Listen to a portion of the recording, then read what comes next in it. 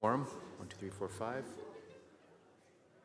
We do. I'd ask everyone to take their seats right now, and we will reconvene the early Easter edition of the Audit, Admin, and Finance Committee meeting. Yep. Yep. This will be the first, I think, and the last time we'll have something like this, but there's nothing wrong with that. Members of the committee, 8.1 is public meeting pursuant to Section 12 of the Development Charges Act 1997 to present and obtain public input on the city's proposed 219 Development Charges bylaw and the respective underlying background study, as well as proposed amendments to development charges exemption policy contained within the city's Go Transit Development Charges bylaw 11-174 and the respective underlying background study. Notice of this public meeting was published in the Hamilton Spectator on March 22nd, 2019, and the Hamilton Community News on March 21st, 2019, inviting interested parties to make representations at today's meeting. Also, any person in attendance can make representation. The public meeting will be held using the following procedure. Registered delegates will be invited to the podium. At the conclusion of the registered speakers, anyone else wishing to address the issue will be invited to speak.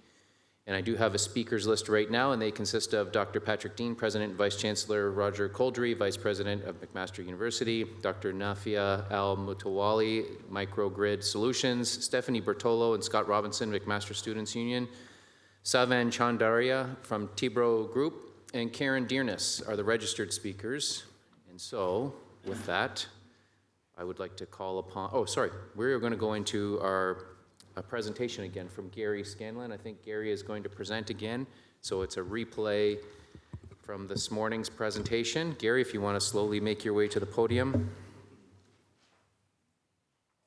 And after Gary's presentation then, technically I'll open it up to members of the committee. I know we've seen this once before, but if there are committee members who've thought of a new question between this morning's meeting and now, you're welcome to ask it, and then I'll move on to the registered delegates. Gary, welcome back.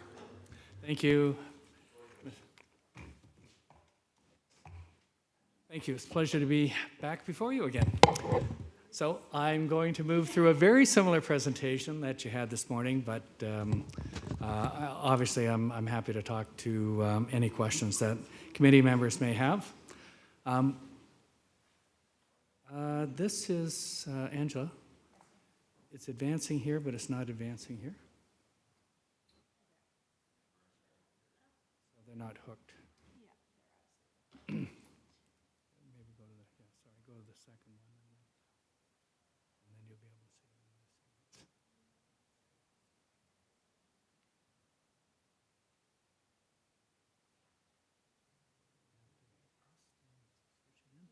The bottom one, or no? Technical difficulties.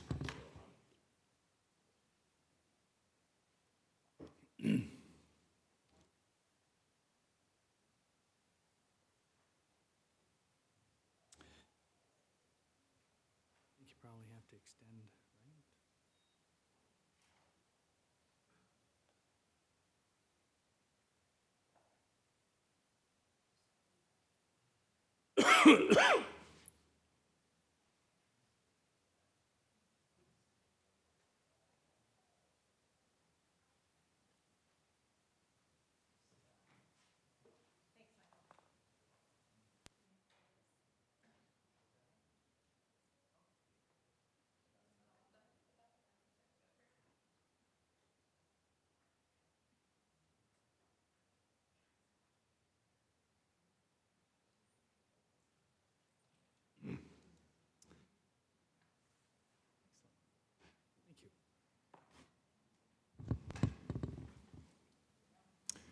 Back.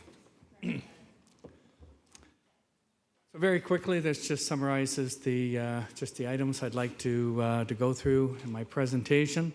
A lot of the information that's here is contained in the detailed background study that we've prepared on behalf of the city, and it has been on the website. Just to highlight, the committee, the stakeholder subcommittee, has met about 6 times over the last little more than a year. We've gone through a variety of different matters, including talking about policies, the growth forecast, the capital listing. The capital list was actually circulated back in early January. And then the policies have been discussed, and they're part of all the meeting minutes, which have been posted on the website. We formally released the background study on March 13th, and that's an important date given that that starts the 60-day mandatory public process. So you need a minimum of 60 days between the release of the background study and the first day that council can consider passage of the bylaw. We've gone through extensive public notice process. It's been advertised in the papers as well as being utilizing all the media opportunities available to the city. There's been additional consultation meetings, so it's there have been different individuals who have the staff have reached out to and had discussions, and they're listed here. And then there's also been other communication that's been received in advance of this meeting. I think approximately 14 or 15 different individuals or groups have forwarded letters or requested further information on matters such as understanding the methodology, asking questions of the capital projects, taking a look at the various policies and how it might impact on them. And as well, the Halton Hamilton home builders have retained an engineer to review the capital works. They've done this each and every time we've gone through the development charge process, and there's always questions that are raised just for clarification and a little bit of scrutiny. After today, you can see the starting point on this schedule is the public meeting for today. Subsequent to this, council will be considering passage of the bylaw. Any and all information that we've received, staff will be responding to it, and that'll be before council for further consideration. Now, we've set two dates, May 16th as well as June 6th for A and F, depending on how many matters are raised and what information council would like us to investigate and report back on. And those, depending on that, that'll define the date that'll be, the bylaw be before council, either the 22nd of May or June the 12th. And once again, I just note that any and all of these dates meet with that 60-day mandatory period. After this period, notice is provided to in the newspaper for the general public, and a 40-day time horizon is allowed for under the Act should anybody wish to appeal the bylaw. Development charges are made up of several components. Obviously, we go through extensive review of all the different services and identify capital works which would wholly or partially benefit growth into the future. That facilitates the calculation of the quantum or the charge depending on the different type of development. There are exemptions, some are mandatory and some are discretionary. We have gone through this time around a very extensive review and discussion with the committee with respect to various types of exemptions. And there are recommendations which are changing the current exemptions that are included in your present bylaw that's in force. All of this will ultimately shape what the bylaw looks like for adoption. The background study, as I noted, was released on March the 13th. It provides your existing policies, talks about the anticipated development within the city over the next roughly out to 2031, provides all the capital cost listing, the calculations, updated policy reviews, local service policy, local service being what the developing landowner normally incurs as a direct cost, which they pay for basically 100% for as part of their development. And then attached with the document is a detailed analysis of water, wastewater, storm, highway, and transit. So there's extensive background study. And my colleagues from Dillon prepared the work for the transit and the transportation. My friends from Blue Plan provided the water and the wastewater. And then our friends from Wood provided the stormwater management review. And their work, once again, is contained in the background study. This just summarizes, over the next 5 years, the Act suggests, or actually requires that we identify the amount of spending that will occur over the 5-year life of the bylaw. So just over the 5-year life, it's anticipated about $2.8 billion of expenditures will be undertaken. there's a number of reductions and deductions that are made so that the calculation of the charge is based on just under $1.3 billion. Now, I'd point out that that's the level of a recovery we would be looking for, but then there's mandatory exemptions, and then there's discretionary exemptions that Council will consider, and each one of those exemptions translates into a loss of revenue. And if we don't collect the money from the different types of development or different classes of development, then that money has to then be paid for by property taxes or from the water and the wastewater. So basically, instead of new growth contributing towards those development, the existing taxpayers basically finance a portion of the new infrastructure that's there to facilitate growth. I would point out the, if you take a look at the one figure that shows $134.9 million in expenditures, there are some of the expenditures which are declared post-period benefit. It means that they're growth-related, but we'll pick them up when we redo the forecast in 5 years, to the bylaw in 5 years. We have a different planning horizon, and those works then get pulled into the calculations. So it's basically part of the way we do the calculations.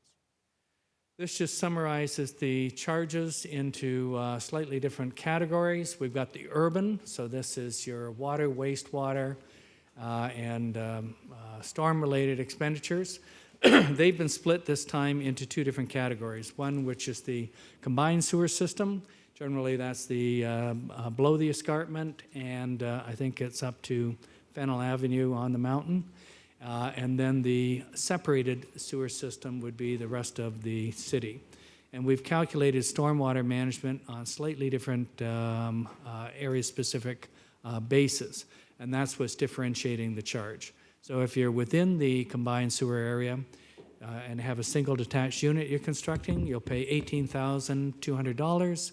If you are in the separated sewer area, basically on the mountain or in the very east and west areas, you'll pay $27,000.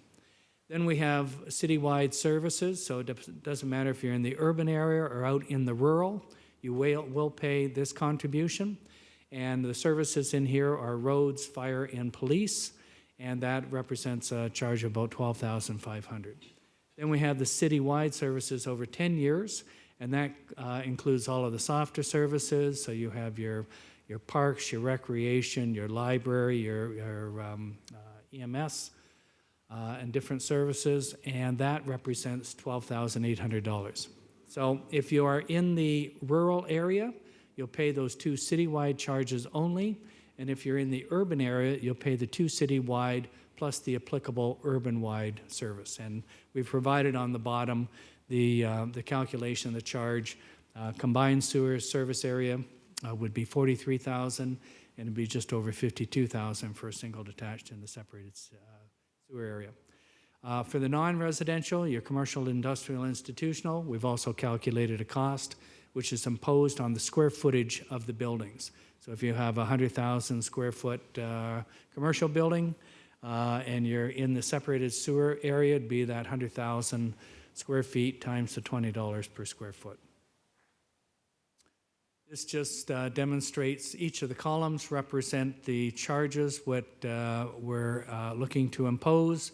We have single and semi-detached, your largest unit, medium density or townhouses as the next column. Then we have two different categories of apartments. And then we have, for certain types of residential facilities, let's say seniors complexes, a charge on a per bedroom basis. And you can see we range from on the left-hand side, from a charge of either $43,000 or $52,000 on the left-hand side, going down all the way to $14,000 to $16,000. The middle numbers that say existing rate is your bylaw that's in effect right now, which will basically cease to exist in 2 months, is represented in the middle, and you can see the current charge is $38,000. It's not differentiated by the sewer system area. It's a flat charge across all areas, and it's $38,000. And we just represented the cost increase should you be in each of those areas, right across for each of the categories of residential. Similar type of table for the non-res, and you can see that the charges are actually going down for your commercial, industrial, and institutional developments. I would note that we've calculated the non-residential, which would be a charge for the commercial, industrial, and institutional, but continuing on a policy that council has had in the past, there's a 39% reduction in the rate for industrial developments, and we've continued with that policy, and that right-hand side column represents the recommended charges for industrial development. Just comparing the charges relative to our neighbors or some comparative communities, you can see the rate at April 4th, 2019. That represents the charges in effect currently. Toronto has a charge of almost $61,000 for a single detached. Burlington is about $48,000. But you can see on the proposed rate, Halton has passed their rate over a year ago, and Burlington is just proceeding through their process, such as similar to Hamilton, and they've got a proposed increase of about $7,000 for a single detached unit. So where we're seeing they're in progress and we have updated charges, we've demonstrated that proposed rate, and you can see the proposed rate for Hamilton. So generally, many of the municipalities are sitting in the $30,000 range. You're at the higher end currently, and as I've noted, there's a number of them that are going through the DC process, which will potentially increase their charges. Giving you the same type of survey for non-residential, non-industrial, so commercial, institutional. You can see a similar type of charge. Once again, you're in about the middle of the pack.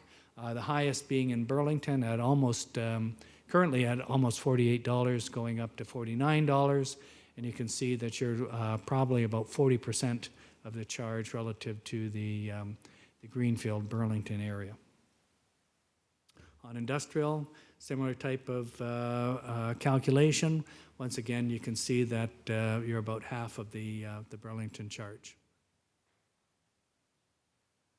This charge, I know it's a bit complex, but what we were trying to demonstrate here was each of the municipalities may not include the exact same services. So you can see for Hamilton, which is the second column from the left, with all the check marks, you can see that almost all of the services are included in their calculations. Cemeteries hasn't been included. So anywhere where there's the gray means that the same service provided in Hamilton is not provided in that particular area. So you can see across the board there's a variety of different services included in the DCs. And I point that out because as we get towards the bottom, you can see at the bottom three rows have numbers which are representing the development charge. So the third from the bottom identifies the charge which is in place in each of those communities. So $52,500 is the recommended charge for Hamilton in the separated city area. Oakville has a charge of $76,000, Milton at just under $60,000. Now, they don't include all the same services, so that if we kept Milton and Oakville and then removed the different services that they don't provide on behalf of Hamilton, you can see that the charge for Hamilton drops down to below $40,000. On the other side, if you have the Hamilton charge and put a comparator in there and we've removed storm, because almost all of these municipalities don't include stormwater. So we've removed them to make it on a comparative basis, and you can see generally their charges when compared to the services that Hamilton does provide, their charges are very similar. Well, I talked about the charges that we calculate are full cost recovery, and then from there are opportunities to grant relief to certain forms or certain classes of development. This first slide that I'm presenting identifies the mandatory exemptions that are provided in the legislation. So industrial buildings, if there's an existing building, it can expand up to 50%, and a charge would not be imposed. So if you got a 100,000 square foot building, you can add another 50,000 square feet, and the charge would not be imposed. However, if you added 75,000 square feet, the first 50,000 is exempt, but then you would pay the charge based on the 25,000 square feet. So that's mandatory and provided by the Act. There's a mandatory exemption for the local government sector, so your charges won't be imposed on any schools or any facilities built by the Board of Education. Similarly, they won't impose the charge on you.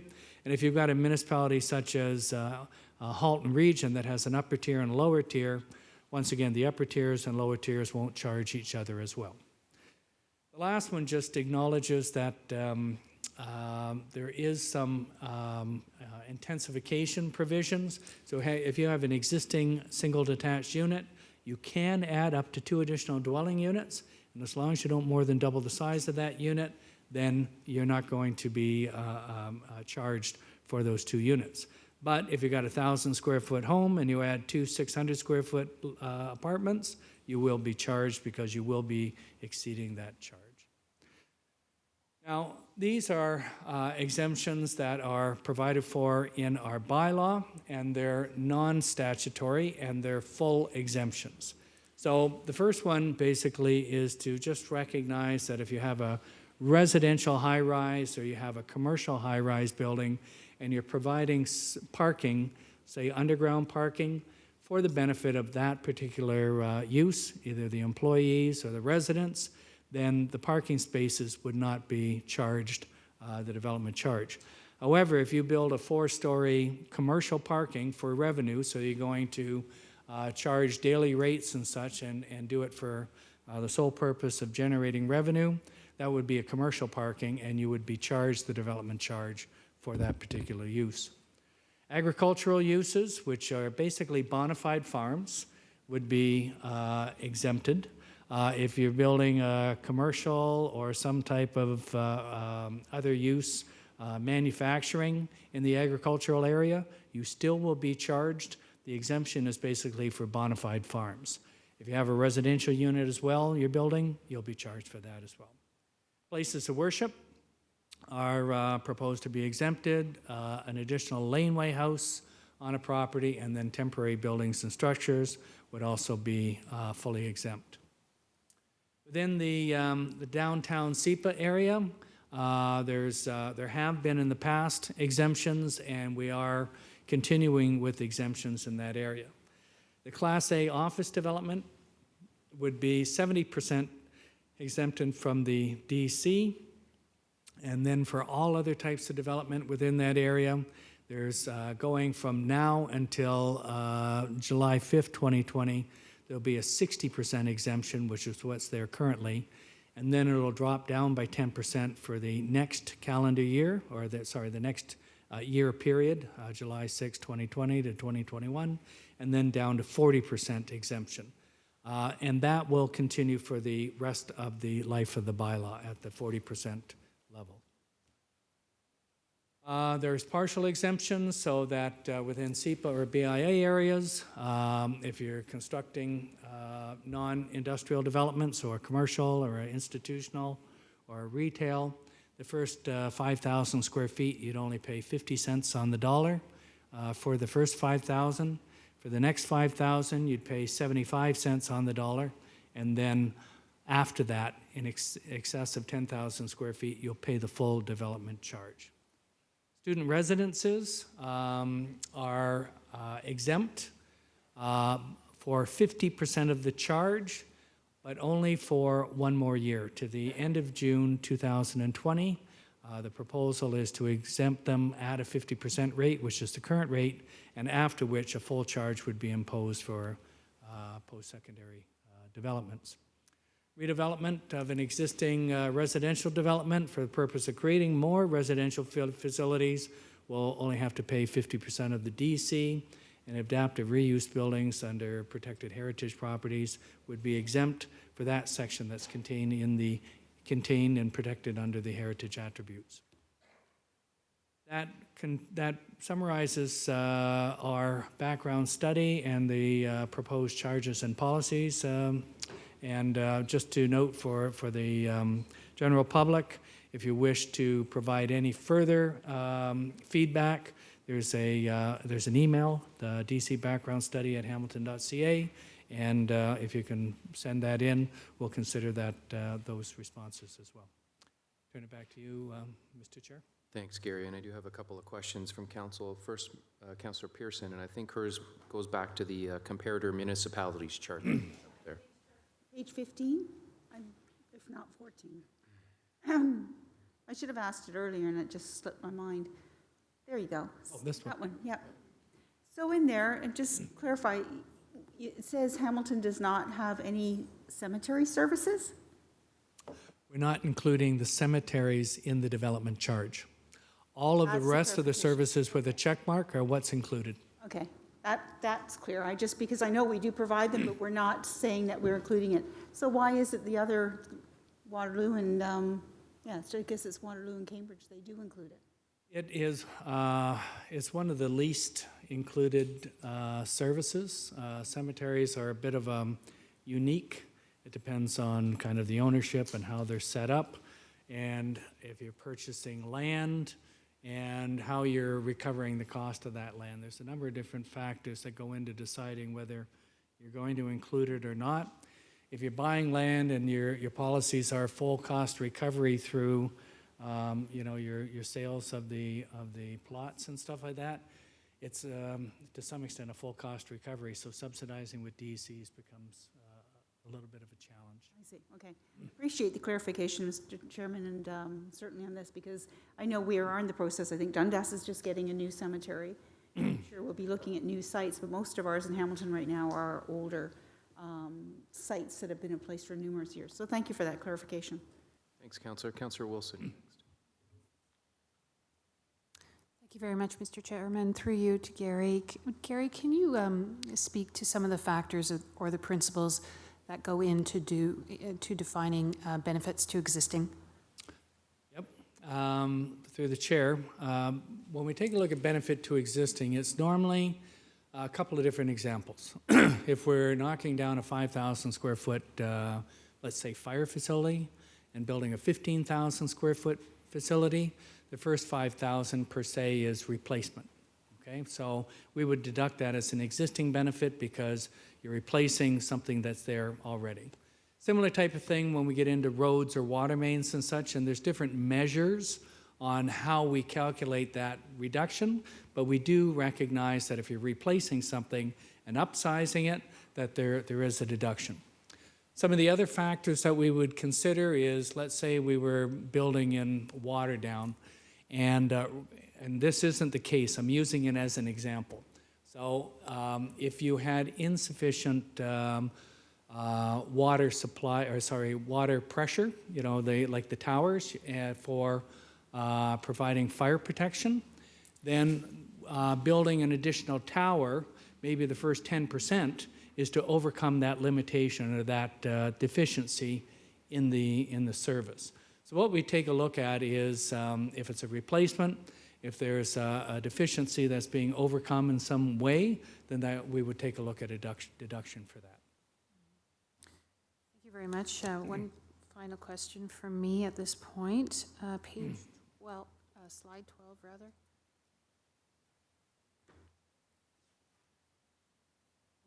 No, sorry. Slide 16, beg your pardon. 16? Yes, thank you. Okay. With respect to the industrial building additions, just so that I'm clear, does that addition, through you, Mr. Chairman, does that have to be part attached to that industrial building? Mandatory exemption is an expansion of the building. An expansion would be expanding along one of the walls. It's not. I've been to the OMB on creative applications of this, where somebody's put a connected canopy connecting two buildings and saying, "Well, there's my expansion." So that wouldn't qualify as an expansion. It has to be an extension of an existing building to be qualified. Thank you. Councillor Whitehead. Thank you. Can you go back to the slide that shows the exemptions for the downtown.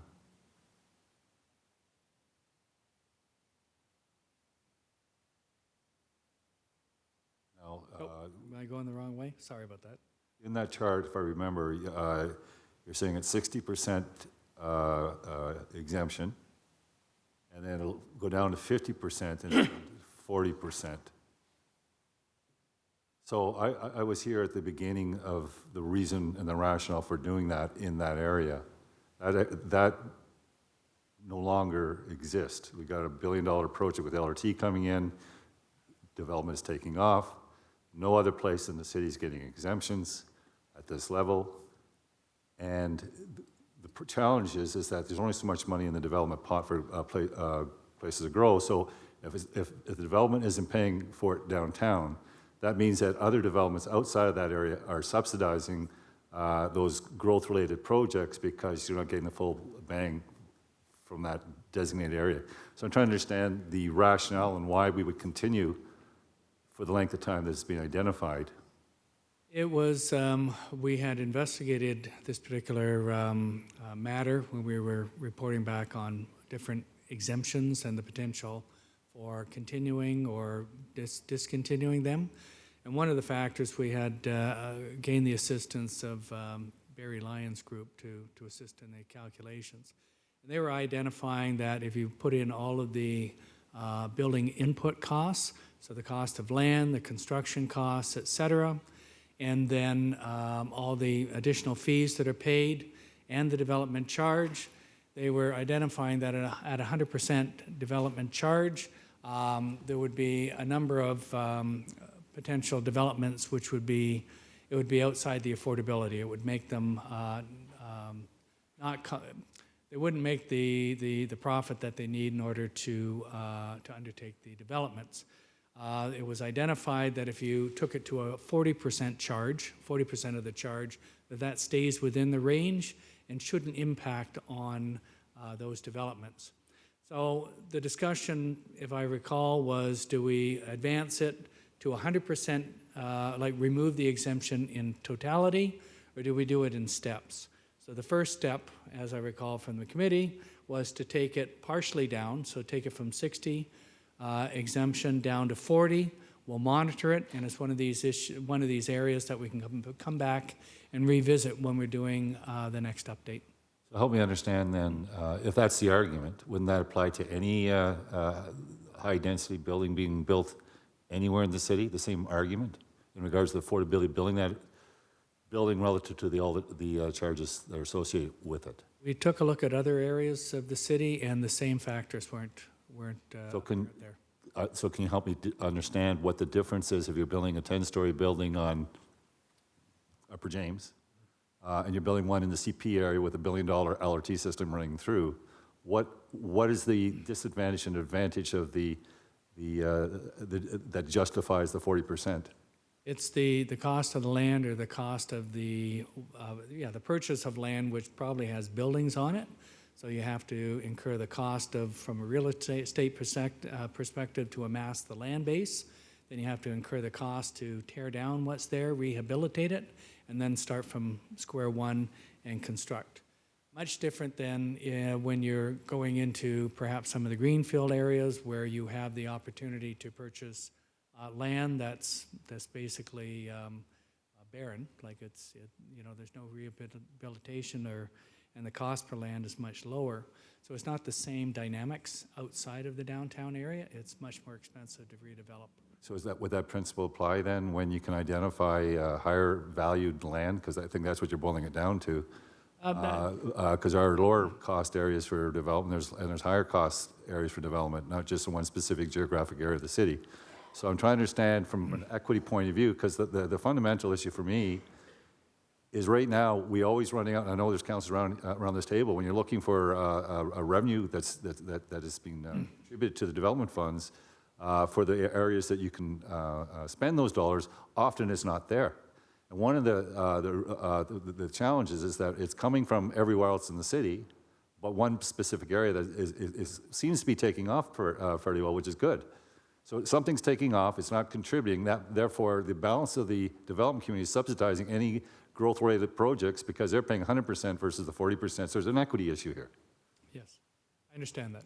And that was part of the discussion that we had, whether we pushed it closer or whether we remove the exemption in totality, whether we move it down to, the first consideration, I think, was to move it at continuing a 10 to 10 to 10 to 10 to 10.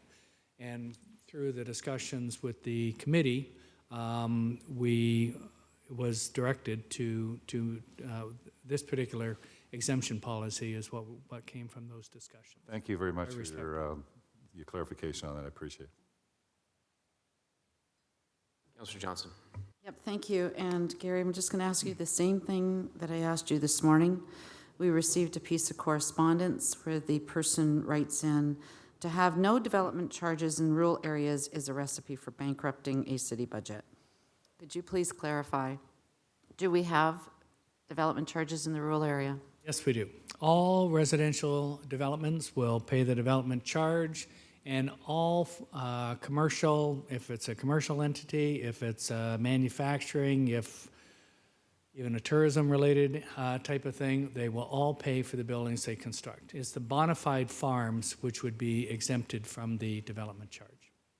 And thank you for that. I actually got a list of fees that were paid, development charges that were paid, and it was for a kennel, and it reaches over $5,000, and it wasn't a very big kennel. So, and this is out in the rural area, just to put that out there. And also, just from this morning, Mike, and I missed the opportunity to ask you to clarify. You said that 1.5% of the tax levy is blamed on DCs. Did you say that? Something about 1.5% of the tax levy is due to exemptions on the DCs. So through Just the wanted to chair, I double check. think what I made reference to is through our rate and our levy supported capital budgets, we fund about $15.5 million annually to fund development charge exemptions. So as it relates to that list of exemptions that Gary summarized under the Act and under the regulations, those exemptions do not cause a shift between developments. When the city provides an exemption, that exemption must be paid for from existing ratepayers being water and wastewater account holders, and tax properties. And currently, we budget about $15.5 million.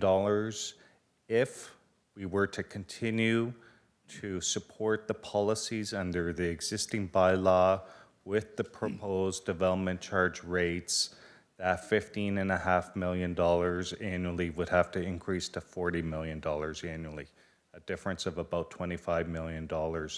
And just for reference, each 1% increase in property taxes represents about $8 million, recognizing the $25 million would impact rate, water and wastewater rates, as well as the tax levy. But it would represent a $25 million increase.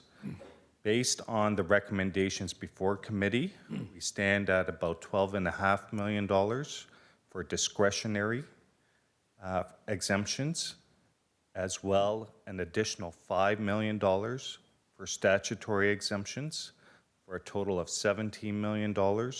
So currently, based on the recommendations before you, we are about $2 million over and above what we budget for 2019, and subject to committee and council's decisions, any proposed changes over and above the $15.5 million would be reflected in the 2020 budget. Okay, thank you. I just wanted to get that more clarified, and I think I'm going to take some of this offline because there were some questions I wanted to ask, and I was going to be very parochial, so I won't take up this committee's any more of their time. So thank you for the time I had, Mr. Chair. Councillor Clark. Thank you, Mr. Chairman. So if I can just continue on the same chain of thought, the $15.5 million, potentially up to $17 million, that would equate to how much percentage of increase on the levy in 2020 if it was left unchanged? So through the chair, I don't have a breakdown in terms of rate, what the $2 million would represent in terms of impact or burn on the rate budget versus the tax-supported budget. But if it were to be, for instance, just to illustrate, if it were to be all tax-supported related, it would represent a 0.25% increase on the residential property tax. And I'll just highlight, and I know we didn't discuss it this morning, but one of the other challenges that we, the City of Hamilton, are dealing with is because our industrial tax ratios exceed the provincial threshold, they're a protected property class, and only 50% of any increases in property taxes can be levied on the industrial class. Multi-residential is a protected property class, and we had some discussion around PILTs, some of our institutional, and so when we discuss shifts, it is principally on the residential that we will see the shift. And we're continuing to see reassessments coming through MPAC. Do we have projections for 2020 on that? So through the chair, we're in the middle of our current reassessment period. The last reassessment, it's a 4-year phase-in. For Hamilton, the increase in valuations averaged on the residential side, 24% increase, which outpaced our other sectors. And so that represented a shift of tax burn from the commercial industrial onto residential. The only sector that outpaced the residential sector was our farmland sector. So again, we're seeing a combination of some of the tax policy restrictions as it relates to provincial legislation that is impacting residential, as well as the fact that our residential housing market is a stronger market currently than the non-residential, and so that's representing a shift onto residential as well. Last year, the Huffington Post said that Hamilton had the highest property taxes in the country.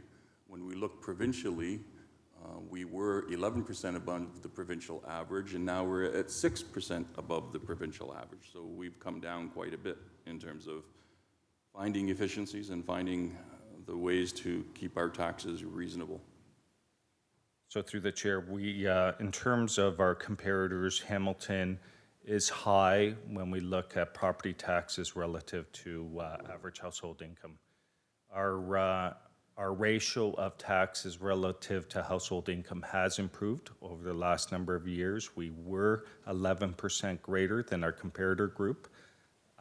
We are now 6% greater on average to our comparator group. So a couple factors that affects that ratio is, one, is we have tried to constrain the increase in property taxes while maintaining services and service levels relative to our comparator group. So that has worked to our advantage in trying to move that ratio. What isn't necessarily working to our advantage is household income in Hamilton is on average 14% lower than our comparator groups. So as it relates to ability to pay and affordability, we continue to face some headwinds with respect to affordability. That ratio actually, or that percentage has not improved. While our tax burden in some ways is improving, our household income has gone from 10% lower from our comparator groups a few years back to 14%. So that represents a bit of a challenge as it relates to ability to pay. And one of the challenges that we're seeing with regards to the ability to pay is the fixed income of seniors. Staying in their property, staying in their home, paying the taxes. We're finding upwards of, 1 in 4 families are really hurting when it comes to their income and ability to pay their taxes. Through the chair, absolutely. The change in demographics is causing a bit of a challenge for some of our residents as it relates to their income keeping pace with some of the changes as it relates to costs. We do offer programs, some targeted programs in terms of tax deferral and senior rebate programs, and over and above the affordability challenge for seniors, I will also highlight the fact that we provide services to seniors, And so that those demands for services are increasing. So as those residents are, some of those residents are challenged as it relates to affordability, they continue to subscribe to city services, and that demand is increasing. And we're hearing more from seniors, Mr. Chairman, who are finding themselves in a peculiar situation of trying to figure out what do they pay because they don't have enough money. So do they pay for their drugs? Do they pay for their hydro? Do they pay for their taxes? Do they buy, what was it this afternoon? The dog needed medicine. Vaccinations for their dog. And we had a very compelling story from a senior this afternoon from Ward 1 sharing in real terms what it means when we provide continued exemptions and how it impacts residents at the other end because they're picking up that slack. They're paying for those taxes. So we have to balance these things across the impacts for the entire city and not just necessarily for individual corporations or developers. And we've gone a long way to get our development charges to a reasonable point across the province. And I think we've done a marvelous job, but we cannot forget the folks on fixed incomes who really cannot afford additional taxes. So when we talk around this table of a 2.5% increase, then it seems reasonable to us, a 2.5% increase to a senior citizen on fixed income, and her income is going backwards, that's not reasonable. So we have to balance those things out as we go along. So I just make that point before we have many presentations around the room, Mr. Chairman, that we have challenging things to do here, but one of them is to make sure that we're protecting the people in our community the best we can. Okay, thanks for that. We'll have no further questions for you, Gary, at this point in time, so we appreciate the second round of the presentation. Thank you. Just as good as the first, by the way. And I'll now move on to the registered delegations after you've had an opportunity to leave the podium.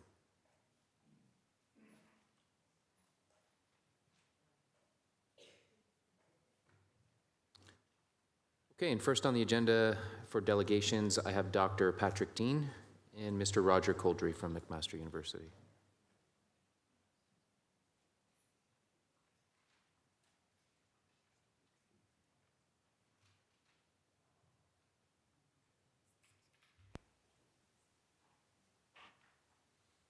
Good evening, gentlemen.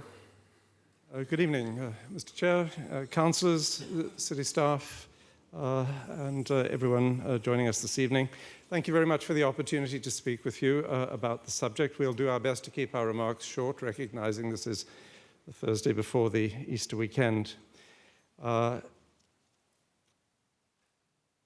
think members of council know me well as president of Mcmaster University, and I'm pleased to be joined by my colleague, Roger Coldry, Vice President Administration, who you'll be hearing from momentarily.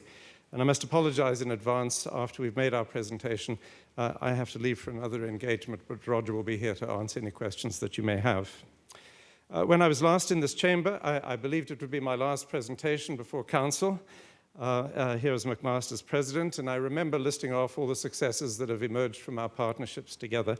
Amongst those, one of the successes we've had that I've most valued has been the principles of cooperation drawn up between the university and the city of Hamilton, Redeemer, and Mohawk College. A way of indicating our desire that in the future, these institutions in the city would not see their economic interests pitted against each other, that we would work for the good of our community. I didn't know then that I'd be back a few short months later to humbly request that you reconsider the proposal to reduce Mcmaster's competitive advantage in Ontario and beyond. Removing our long-standing exemptions from development charges will serve not only to funnel money away from our education, research, and innovation missions, but it will hinder our ability to attract investment to Hamilton and to grow our economy.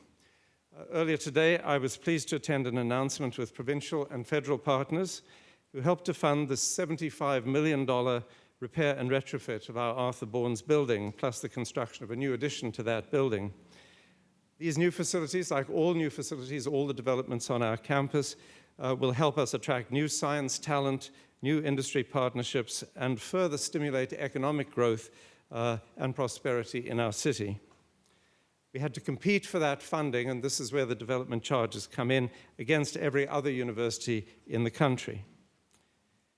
So our arguments for maintaining our exemptions are simple. I'll enumerate them and then I'll turn to Roger to amplify each of these.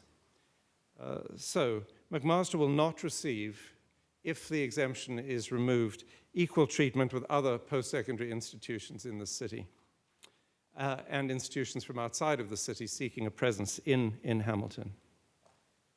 Secondly, Mcmaster's competitiveness as an institution will be severely disadvantaged in ways Roger will explain. Thirdly, Mcmaster is an economic driver for the city of Hamilton and a public asset that brings a tremendous return on investment, not to be calculated in a simple way. Mcmaster, this is my fourth point, is a publicly funded, not-for-profit educational institution. And fifthly, Mcmaster is a community partner, and people in Hamilton benefit from our facilities and academic capacities, which define us, the institution, as a public good in the city. So I'll turn it over now to Roger, who will provide more details on each of those points. Thank you very much, Patrick. Appreciate the opportunity to be here this evening. Thank you for taking the time to listen to our delegation. I also should acknowledge, I see the staff sitting there. They've been assiduous in trying to educate me in the complex world of development charges, so I appreciate the help that I've got from Mark and Cindy and Brian over there.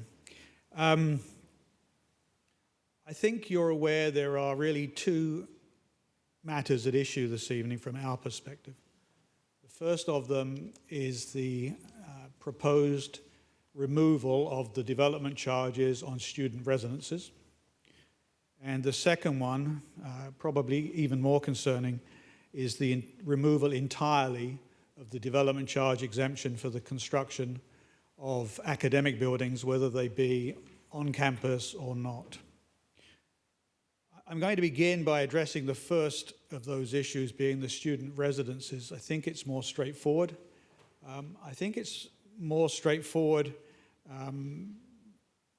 Predominantly because we've had several discussions with city staff, and I believe the subject was raised during earlier committee meetings. The fundamental issue with these two projects, one being the graduate student residence, I've got to orient myself correctly here, one being the graduate student residence on the corner of King and Bay, and the other being the undergraduate residence on Main Street and Tremor. Those two projects are well into design. In both cases, in one case we've submitted formally to the city, and in the other case we've submitted for early stage consultation with the city. These are two very significant projects that I'll talk to a little more just now, but both of these projects are going to be at risk if development charges are increased to the extent that are currently being envisaged. In discussions with the staff, and I believe you've had the same discussion at committee, it's been indicated to us that there is a willingness to address this issue on behalf of the council, on behalf of the city, with the university. Most recently, we've been discussing that in terms of grandfathering these two projects. And the grandfathering becomes necessary from our perspective because early proposals, which were date-based, time-based, are problematic because we're not really sure when these are going to work their way through, first of all, the approval process at the city, and then any appeal process that goes through, particularly through OMB. So we're hoping that council in its various committees and staff in their work will recommend a grandfathering of these two projects so that they can in fact proceed. I believe they're very much in the city's interest. The one on Main Street and Tremor is addressing an issue that has been sorely felt by the community for many, many years as student residences have proliferated within residential houses. And the one in downtown Hamilton here is very, very much a case of the university committing to the strategic direction that Patrick set and investing in downtown Hamilton in order to progress the economic revival of downtown Hamilton, much as our joint investment in the David Brayley Health Science Centre did. I would say these, absent some form of grandfathering or equivalent on these projects, they are both unfortunately at risk because of the sheer scale of the development charge increases that are being proposed. As I go to the second slide, I'm hoping I'm going to get this right, and I'm not. There I am. As I go to the second slide, I think I'd like to really ask you two fundamental questions, and the two fundamental questions are, what's fair and equitable, and what's in Hamilton's long-term economic interest? And I'm going to paint a couple of scenarios as you're reading this slide. First of all, I'm going to choose a building about 150,000 square feet, 160,000 square feet, that we may consider building. That's a little bit smaller than the David Brayley Health Science Centre. That's about 200,000 square feet over there. That building, under the revised concepts, would attract development charges of approximately $3 million. If that building were being designed by Mohawk College in exactly the same location for essentially exactly the same purpose, there would be no development charges. And that's because Mohawk is exempt statutorily from development charges. Mcmaster is not. I don't think that's a particularly fair set of circumstances, particularly for a university that contributes substantial dollars to the economic well-being of the city of Hamilton, and I'll come to that in just a moment. This 160,000 square foot building that I just propositioned, unfortunately, is not hypothetical. It's actually very real. We have such a building. It's in design right now. It's fully funded. It's fully designed. It has a donor. Donor isn't particularly public right now. But if we're put into a position where we have to pay development charges on that building, we are going to have to redesign the building in which, or with which, the donor has fallen in love. Don't really want to be in that position, but that's the position we will be in. Both Mohawk and Mac are institutions of higher learning. I think we do a really good job. I'm not, and let me make it very clear, I'm not picking on Mohawk College.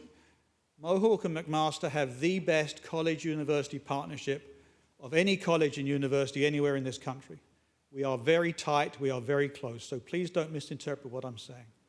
I'm merely drawing the parallel between two different regulatory environments. Both of us have our doors wide open to the community, and I'm going to come to that just now.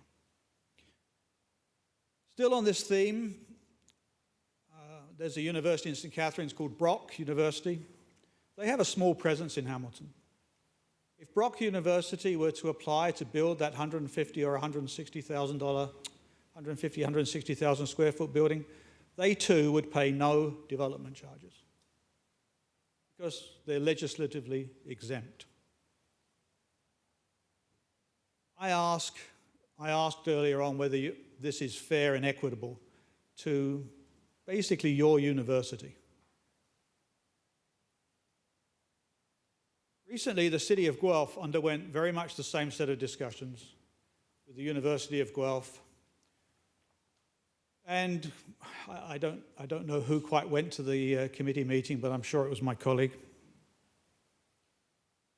The city of Guelph was proposing to remove Guelph University's exemptions, and the presentation was made much as we're making now. And the arguments put forward were that this is an inequitable outcome. In Guelph, there's a college called Conestoga. It's not a big campus, but it's a college. Conestoga, just like Mohawk, is exempt from development charges. It's a Crown agent. City Council in Guelph concluded that it was not equitable, it was not fair, that they would impose development charges on their university while at the same time having the exempt college in the location. Part of that discussion, and I think part of our discussion will be, how are we in this pickle? One of the, and I'll come back to this in a moment, one element of the discussion in Guelph relates to something called heads and beds.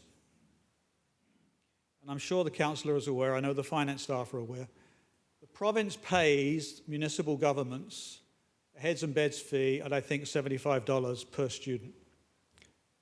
City of Hamilton has had an increasing payment from that heads and beds fee by virtue of the growth of the university over many, many years.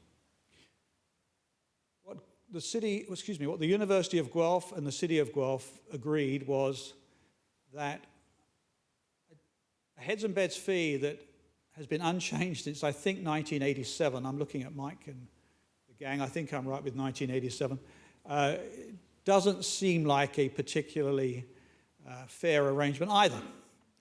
And so they agreed that they would go hand in hand to the province and discuss with them whether or not this was something that could be changed. We make the same offer to the City of Hamilton. We are very happy to go forward on exactly that basis with the City of Hamilton, because it does seem to be inequitable that, in this case, you're in this position. I want to move on to competition while you're considering this chart.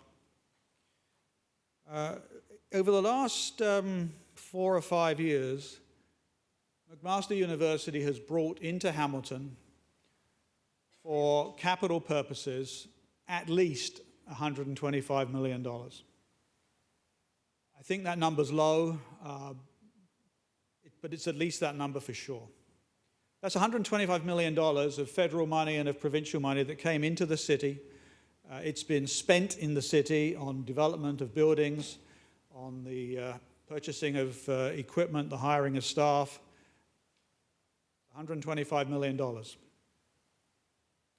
We competed, as Patrick said just now, for every single dollar of that. There's no free passage, unfortunately. Every single award that gets announced by the federal government or the provincial government is a competition, and it's a tough competition. It wasn't that long ago where I was on the phone articulating how it could possibly be that development costs in Hamilton were significantly higher than development costs in the other major cities in the country, or in the province, I'm sorry. If we add $3 million on my $150,000 real building, we are going to be uncompetitive with our peer universities. Our peer universities, and we've put this slide up here deliberately in this fashion, we're Canada's most research-intensive university. We do more research per faculty member than any university in this country. We compete with other research-intensive universities very directly. Our biggest competitor is the University of Toronto. It lives, 60 kilometers down the street. It pays no development charges. Our more local competitors, the Brocks, the Guelphs, the Yorks, the Ryersons, similarly pay no development charges. So my point from a competitive perspective is simply that if our exemptions change, you are going to put us at a material competitive disadvantage in competitions that are valued annually at tens of millions of dollars. And that's money that comes to Hamilton, that we spend in Hamilton, that we use to create jobs in Hamilton.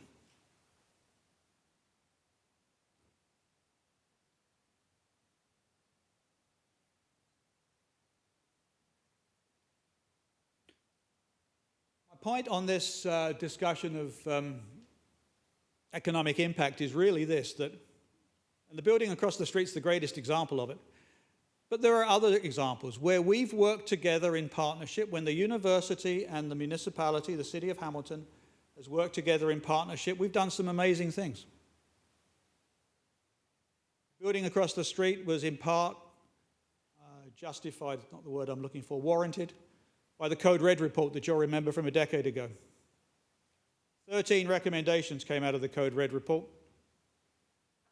You saw the other day, 3 of them were successful. One of those 3 was the expansion of family doctors in downtown Hamilton, brought about by the creation of the Family Medicine Center in the David Braley Health Science Center. We have a lot of success when we work together. We've got an innovation park on some old reclaimed industrial land out on Longwood Avenue. There are now hundreds of people working in those facilities. It was a relatively small investment by the city at the time. There's been subsequent investments.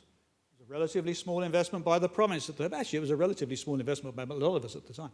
But it has grown through a decade now of committed, significant investments into a park that we can all be extremely proud of, that just last week hosted the announcement of Fusion Pharmaceuticals' latest investment of $105 million of new, high-tech jobs in the city of Hamilton. So I think Mcmaster and the city work really well together. I think we've got a track record of doing so, certainly over the last couple of decades. I think, Patrick thinks, we all think at the university that we are a public asset. We think we're a public good. The economic impact of McMaster University on the city of Hamilton is estimated at $3.9 billion a year. So I understand very well, because I have responsibility partly for the university budget. I understand very well the issue that you're facing. I know where I feel for Mike. I know where he is. But there's a very significant benefit to the investment in the university. And on an annual basis, it's been calculated at $3.9 billion. There's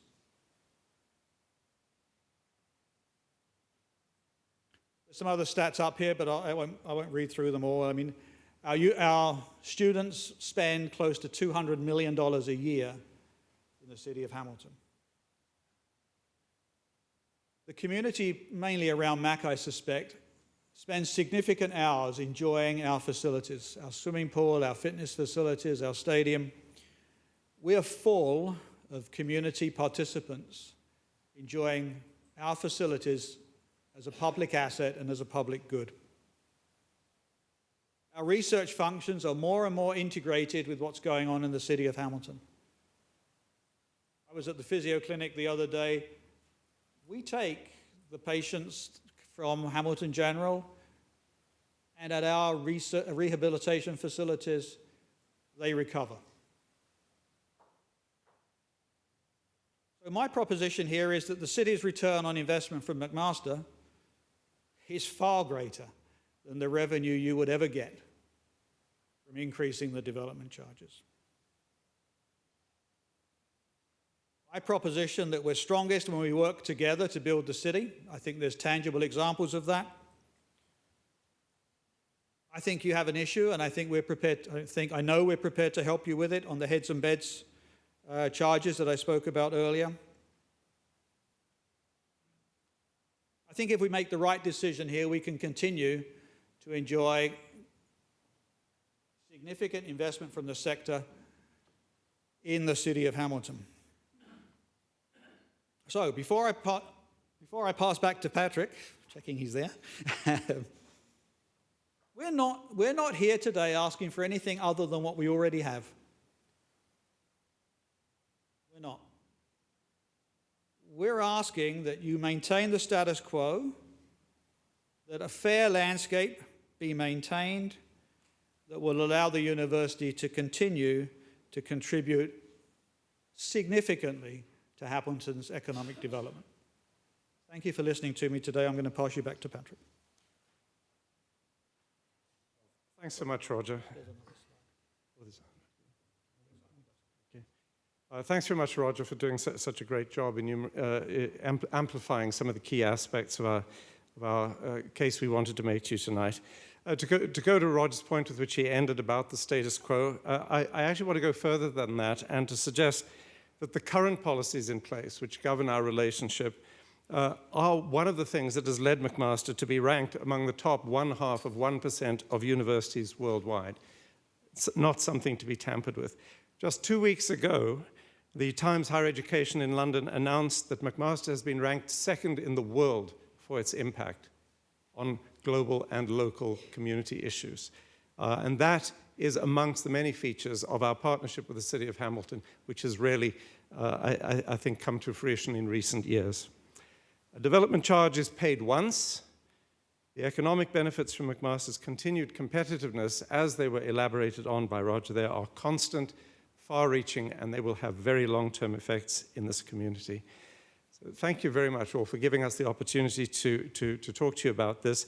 And it's the kind of thing a president loves to say. Roger will be happy to take questions. Thank you very much for the presentation, and I do have a list of speakers who have questions. Councillor Clark, questions for the presenters. Thank you very much, Mr. Chairman. So may I ask, Mr. Chairman, of Roger, the two projects that you're speaking of that are the new residences, how many units will be in those projects? So there are two projects. The one downtown Hamilton is a graduate student residence. There will be around 500 to 600 bedrooms in that location, beds in that facility. That's the one on Kingham Bay here. The one at Main Street and Traymore, which we've just submitted, if I remember correctly, has about 1,370 beds in it. And who's the property manager for those facilities? We are. You own the land and you own the buildings? So we're the property manager. In one case, we own the land. In the other case, we have a long-term lease on the land. Would you care to share some of those agreements with us? Because it's a little bit, we're trying to understand, I'm trying to understand, if an individual developer comes in to build student residences, then they pay development charges. But if Mcmaster does it, you're exempted from them. And so we're trying to understand what kinds of partnerships. Nick Zwolsowski explained to me that it was a P3 arrangement between the two parties. So you can understand the conundrum that we're in. We're trying to understand how an independent developer can get an exemption through Mcmaster University to build residences. I think they can do that on their own. I think this is a good question. If we take the Traymore property or the Main Street Traymore property as an example, I think when we think about this question and we think about that residence, we need to think about what the community feels about student residences in Westdale.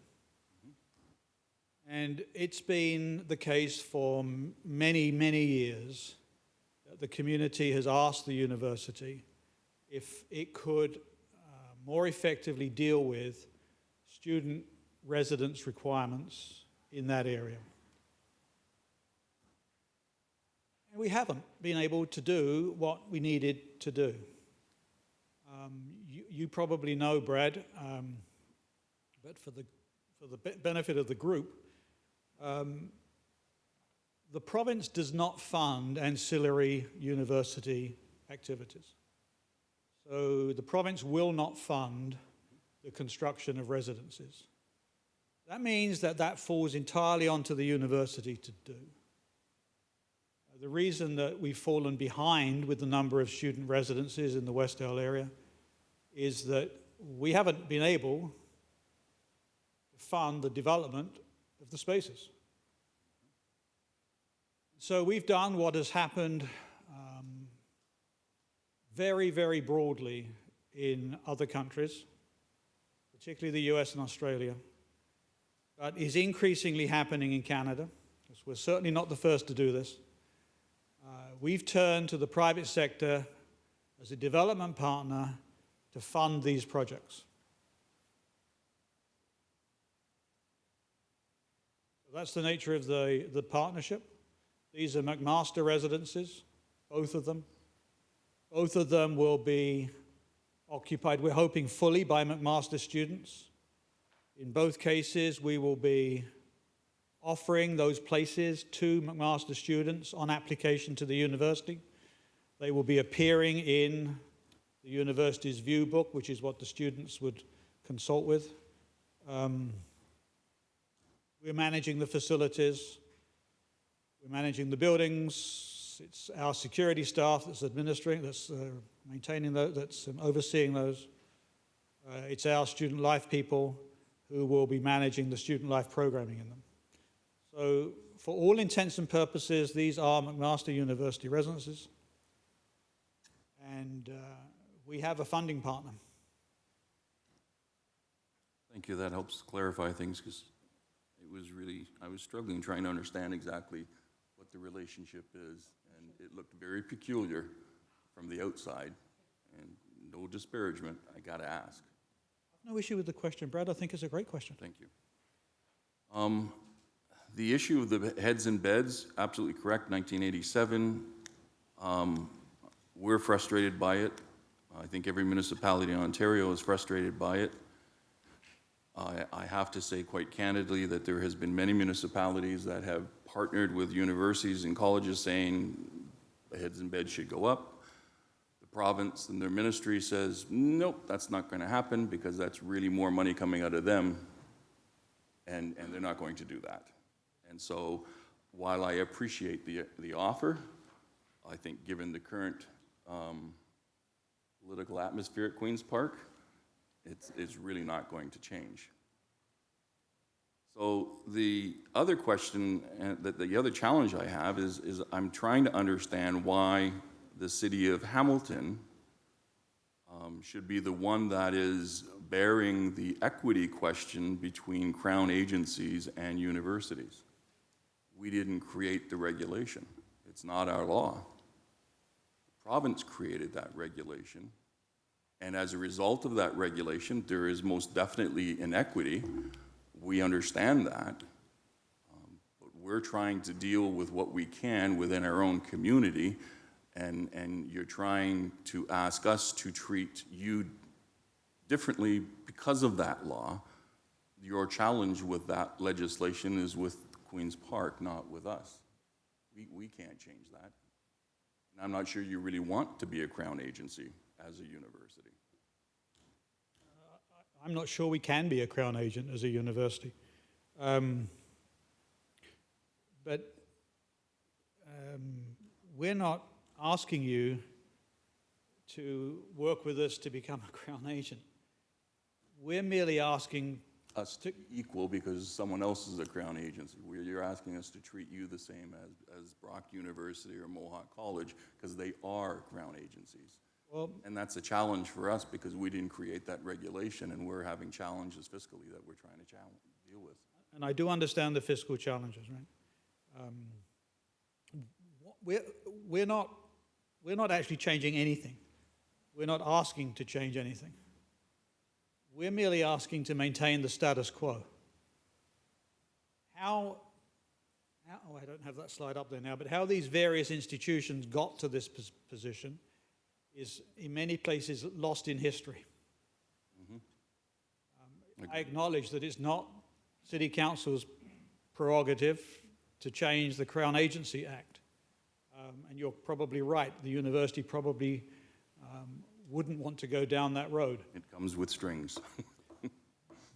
But as I say, we're actually here asking for status quo. We're not trying to change anything. Yeah, I understand that. And we're trying to balance minimizing the increase in taxes to our citizens by making sure that development is paying for development. And so that's the balance that we're having. So if we can ask Mr. Chairman specifically about the two facilities that you're talking about, when does the shovel, when do you expect the shovel to break ground on the 2 residences that are being proposed? We've, I won't hold you to it, just a rough guess. yeah, I should probably ask Jason over there what the answer to that question might be. But let me tell you what, hold on.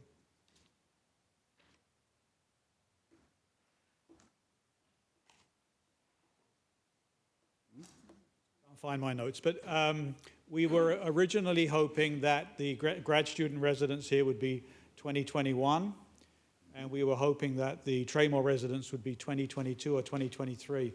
But I think the Traymore one is probably premature at that date. And the problem with not so much the grad student residence down here, that's going to be a function of how quickly we can get through the application process with staff and through the due process. The one at Main Street in Traymore, while the majority of the local community could probably be said to be in favor, there's a minority there that are not in favor. So we're anticipating that there could be appeals on that one, which is why we've got such an uncertainty around the dates, which is the discussion I had with the staff here about whether or not the dates could be omitted and grandfathering could be in fact established. So to be fair, the ask today of McMaster University is to grandfather those 2 properties. Do you understand I'm confident, because I know you understand the situation, the fiscal situation that we're in. Could you see any wisdom in us as a municipality phasing in, if the grandfathering was to be accepted, but over a period of time, phasing in changes to the DCs for universities? I recognize that Queen's University is now paying 100% DCs, and it's coming across the province. We're not the only one. It's just a matter of time over the next decade where I think the changes will happen because the province is not going to change the pills. So I can't talk to the latter part at all. My focus is on, can we maintain a competitive position among our peer universities when we're competing for what are often tens of millions of dollars of projects? Mm-hmm. And the simple fact is that if you look, well, I know you've looked, I don't want to insult you. I have. Yeah. We're not going to be able to compete effectively if we are tagged with a charge that other universities aren't facing, particularly the Toronto-based universities. We really want to continue to invest in Hamilton. We want to win these projects. We want to expand the innovation park. It's going to be difficult for us when we have those. I think you underestimate the draw of McMaster University itself. We'll see what happens. So at the end of the day, the ask to clarify is a grandfathering for these 2 properties. And you're telling me, I don't want to paraphrase, I'm asking, is there an interest in looking at a phasing in of these, of the elimination of the DCs over a period of time? Is that something that McMaster could look at? So, Brad, it's almost the same question as you asked me just now. I know I didn't get an answer, that's why I asked it again. Well, well, to be fair, you did get an answer. I mean, we believe that the exemptions that are in place today are justifiable exemptions, and we believe that those exemptions should be maintained. And that's basically our request. Okay. And to support that, I tried hard to make a positive pitch trying to support it, but this is a university that's contributing $3.9 billion a year to the economy in Hamilton. That's a huge number. Thank you for your time today. Thank you, Roger. You built, Mac built, I believe, a medical, I don't know if they built something or I know they moved a medical program to Waterloo. Was that an actual building and structure involved, or was that a lease arrangement? So a building, this goes back about a decade, Terry. Yep. a building was built by the University of Waterloo on Waterloo's campus, and we are a tenant in that space. Any development charges paid there? Can't answer. How about Burlington? You built the business school in Burlington. Did you pay development charges there? So let's go back. So here's Waterloo. That's probably what we paid, or at least that's what Waterloo would have paid. We wouldn't have paid it. In Burlington, we didn't put Burlington up there, but Burlington does. It was on the slide I saw earlier that Gary had.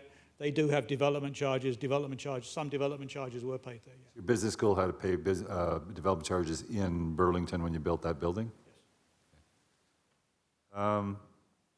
Have you, so when you costed out, rough estimate, based on the numbers that have been given today, what is the net impact on just the two facilities you're contemplating?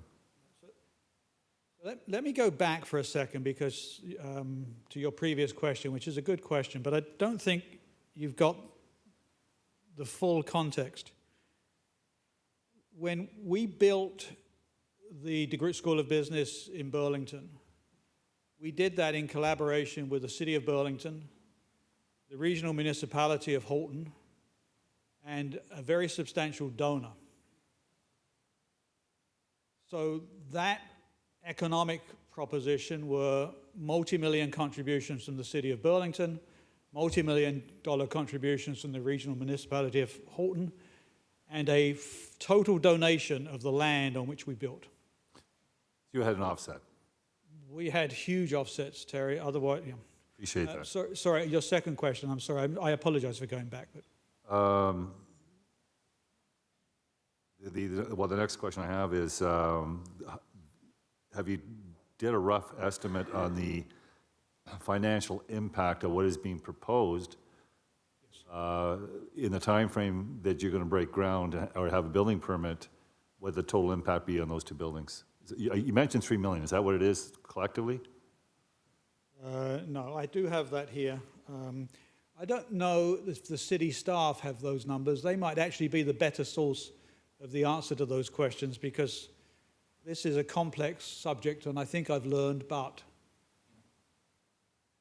So through the chair, based on some information Mcmaster shared with us as it relates to their multi-year capital forecast, under the existing policy, the split as it relates to development charge costs would be fairly equal between Mcmaster and the city. The city's obligation would be approximately $18.8 million, and the majority of that, $14.8 million, would represent development charges related to residents, and $4 million for non-residential, which would be academic and research. So it's pretty significant. So, yeah, so Mike's answer is actually very close to what I understood it to be. On the two residences, it's going to mean a significant review.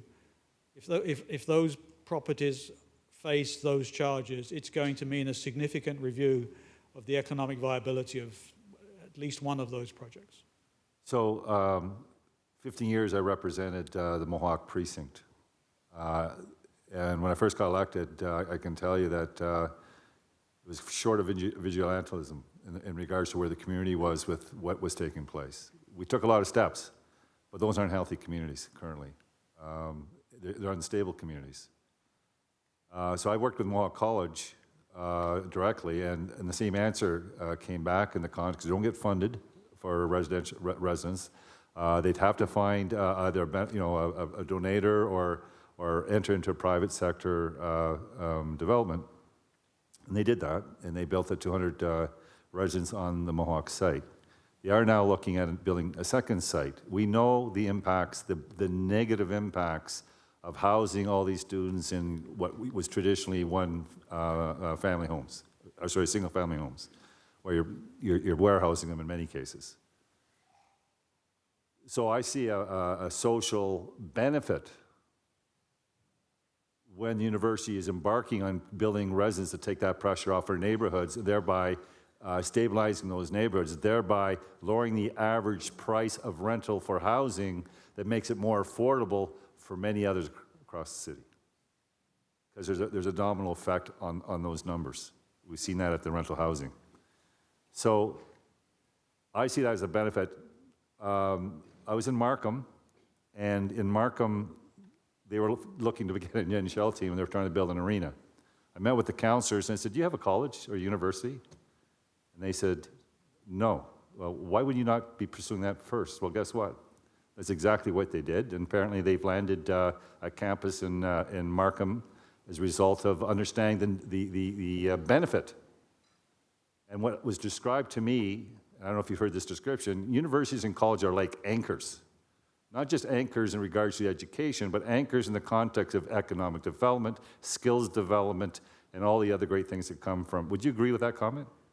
I'm throwing a softball. Very, very much so. I think it's why you're seeing a lot of smaller communities trying to get colleges and universities and other organizations there, yes. We also have a program, so a lot of the research and development at the university, you also have an interest in trying to have it commercialized here in the city of Hamilton. And is that correct? Can you describe that program? Because I know I met with senior, the business school, and we talked about the patent issues and research development, looked at what Waterloo was doing, and looking at how we can commercialize a lot of the things coming out of the research and development in the university and landing it here in the city of Hamilton to create jobs. So this could be a long subject, so I'll just try and hit Well, you do have a program that does that. high points. We have a program that does, we have a number of programs that do that. So a couple of quick answers for you, Terry. We've got at the Mcmaster Innovation Park now, the three buildings that are there, the CanMet building, the Atrium building, and the warehouse building, are either full now or are planned to be full with construction that's currently underway. So by this time next year, those buildings will be fully occupied. They're fully occupied with entrepreneurs, student entrepreneurs, some researchers, and increasingly PIs, principal investigators who are commercializing their work. So the $105 million Fusion Pharmaceutical announcement that came up last week, that business is moving to the Innovation Park. We are building the facilities for them to be there. We're doing that as a very deliberate strategy. And it's a very deliberate strategy because over the years we have lost, and I mean we, the city and the university, have lost entrepreneurial business from Mcmaster PIs that have gone predominantly to places like Boston. And they've gone to Boston typically because the financiers are in Boston, at least for most of the stuff, most of the projects that come out of Mcmaster, because so many of them are biotech. And financiers like to keep a tight watch on what they invest in. And so quite often the investment from Boston comes with a requirement that they relocate. And so when we were discussing this on campus about 2-3 years ago, we said we need to stop this, and we need to create a mechanism whereby our investigators, our researchers, can commercialize their inventions in Hamilton, that they can grow jobs in Hamilton, that their talent and their students' talent will stay in Hamilton. And so we're doing that right now. There are, as I said earlier, hundreds of high-tech jobs at the Innovation Park. The number's going to increase. We have a new CEO out there, Ty Shattuck. I'm not sure if he's been to council, but Ty's an entrepreneur himself. We have plans to build further buildings at the Innovation Park for exactly the same purpose. I mean, you designated it the West Hamilton Innovation District for a reason, and we're doing the very best we can to fill it with the types of organizations that you want us to fill it with. And we're making good progress. There are 6 companies from the main campus going to the Innovation Park over the course of the next little while. So you talk about Burlington that offered significant grants and incentives to locate the business school there. I know in Markham, they did the same thing in regards to the campus they located in Markham. Why are communities reaching out and actually dipping into their tax dollars to encourage campuses to come to their communities? Because they look at something like our economic impact report, and it shows 7,500 well-paid, high-paying jobs that create new business opportunities, that create new businesses, that provide terrific community support, terrific community engagement, and an economic impact, in our case, of nearly $4 billion. So Thank you. it's a tried and trusted formula across North America. Councillor Danko. Thank you, Mr. Chair. And I'll try to be quick because I know we have quite a number of other presenters. I'm going to ask you the same question I asked to Redeemer this afternoon. As a publicly chartered university, if they were to incur extra costs due to development charges, they would pass that on in tuition increases. Is that something that Mcmaster could do, or shaking your head, why not? So tuition for public universities for domestic students is controlled by the province. You may not have noticed this. It hit us pretty hard. About a month or so back, the province announced, first of all, they froze tuition once again. So we've had several years where tuition has either been frozen or limited to very nominal increases. Currently it's frozen. And they also rolled back our tuition by 10%. So our operating budget took a hit of $22 million annually from this year on. So we cannot increase domestic undergraduate tuition. Thank you. I think that really helps to clarify the economic realities that our University of Mcmaster is facing. I think in your presentation, you did a very good job of presenting the public benefits of the university as a Hamilton anchor institution. Thank you. As Councillor Clark pointed out, I mean, that's the challenge that we're facing is it's taxpayers are paying for it or the university's paying for it. The last part that I'm having a little bit of trouble with is this concept of equity and competition. So when I look at our local post-secondary institutions, I wouldn't classify Mcmaster as a competitor with, certainly not with Redeemer, not really with Brock, definitely not with Mohawk. So your standalone is your classification as the Hamilton University. So help me to understand that competition and equity argument a little bit more in those terms. John Paul, it's a good question. So I think I tried in the presentation I made to say that the top 6 universities you see on this chart, those are the universities that we would most normally come up against as competition. They're the other research-intensive universities in Ontario. We also compete with the other 9 research-intensive universities in Canada. There's a U15 and then a G6. This is the G6. So those are the universities that we compete with most often. That's where most of the big awards are going from a building perspective or predominantly from a research perspective. And when you say so we don't typically compete with Mohawk. Having said that, the provincial government does make allocations as between colleges and universities that may or may not reflect competitive elements. Certainly, Brad, I can hear nodding here on my left. Certainly aligned with political preferences, let's put it that way. And when you're saying compete with, you're meaning in terms of students, but I think you also mean in terms of, it's not called grants, but it's money that flows from upper levels of government. Is that correct? I was really talking about the government grants and the investments they make in our infrastructure. That's what I was really talking about. We do compete with those organizations for students. The student competition component is much more related to what programs each university offers. So we would compete heavily with the University of Toronto in the medical area, for example, and University of Waterloo for engineering, right? Thank you for that. That really helps clarify the position for me. Thank you.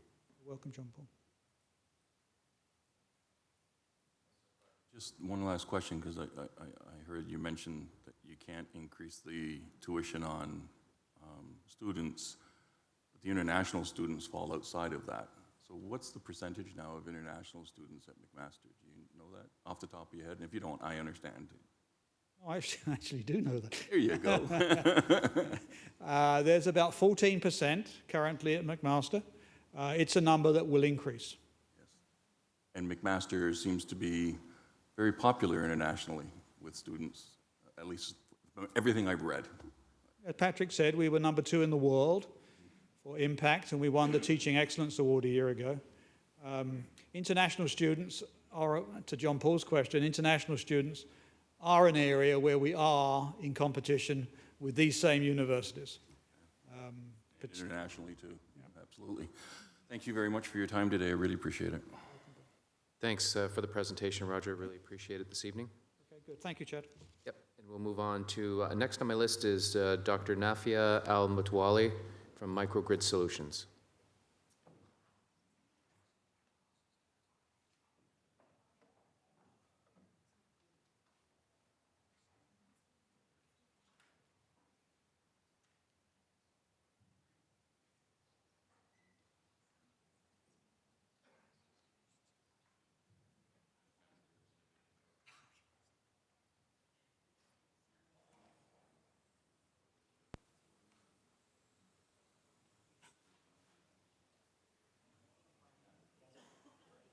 Please call me now.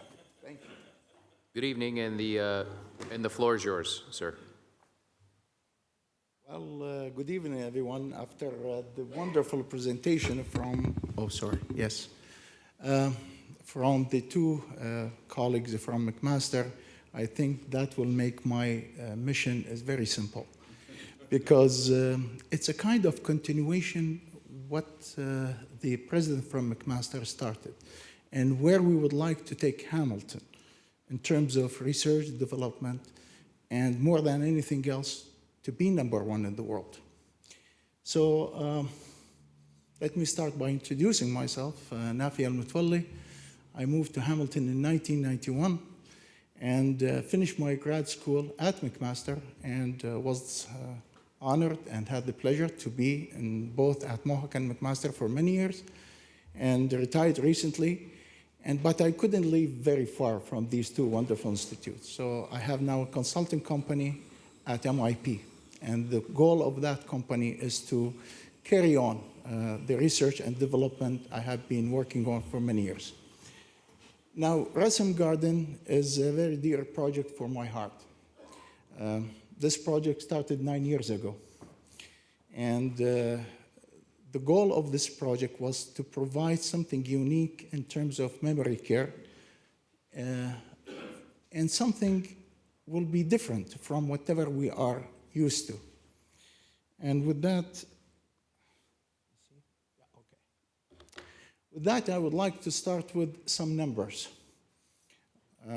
I'm pretty sure that everyone in this room has been touched directly or indirectly with Alzheimer and dementia and the impact of this disease. But here are some numbers from the Government of Canada, from Ministry of Health. About 750,000 people currently are suffering from Alzheimer and dementia. And worldwide, it's about 47.5, so it's a global crisis. 76,000 reported cases, new cases every year. And by 2030, we're going to hit the 1 million mark in terms of people suffering from dementia in Canada. That's an increase of 66% over 10 years, over 1 decade. And if I want to look at my own statistics, 3 days ago, I was in a meeting, and around that table, there were 5 people. And we were kind of discussing the memory care crisis. And out of the 5 people, 5 had immediate family member suffering from dementia or Alzheimer. So this is a disease with all measure is a crisis. Now looking at the dollar value and the cost of this disease. As we speak now, the cost is about $10.6 billion in Canada, about $200 billion in the US. And it's supposed to increase to almost 16.6 by 2030. And when we look at these numbers, they are about 1%, almost 1% of GDP. And more than anything else, it's more costly to deal with dementia than to deal with heart diseases and cancer. The sad part and the challenge, there is no specific cure as we stand today for this disease. In fact, we have a challenge even to understand the disease. And the researchers are working tirelessly trying to identify the cause of these diseases. However, in Europe, they are a couple of steps ahead of us in dealing with this disease and addressing it. Not with a cure, but with a practice and process. So over 9 years, I was just collecting information, and I had put it all together in today's presentation as a summary. My journey took me to Netherlands, Amsterdam to be exact. On the skirt of Amsterdam, there is a facility called the Dutch Village. And in that facility, they have a unique approach in treating dementia and Alzheimer.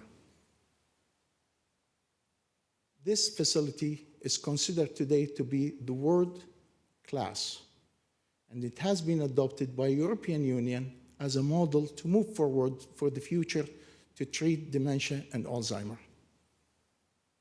And the concept of the facility is very simple, is how to provide a normal living life for their residents. Such as how to get them involved in cooking and preparing meals on site, such as how to prepare some classes and involve in these classes and activities, such as getting involved with some shopping. And the design of that facility is so specific. If you notice that the staff, they don't wear any uniform because they are trying to bring a really family living in that space. Many outdoor activities, from the bicycle you can see here to a small car, electric car, which will allow them to move around the facility. The second stop I had in Turkey. And in Turkey, there is something very unique. Two aspects. Number one, Turkey is considered to be one of the top countries in the world in providing healthcare for foreign guests.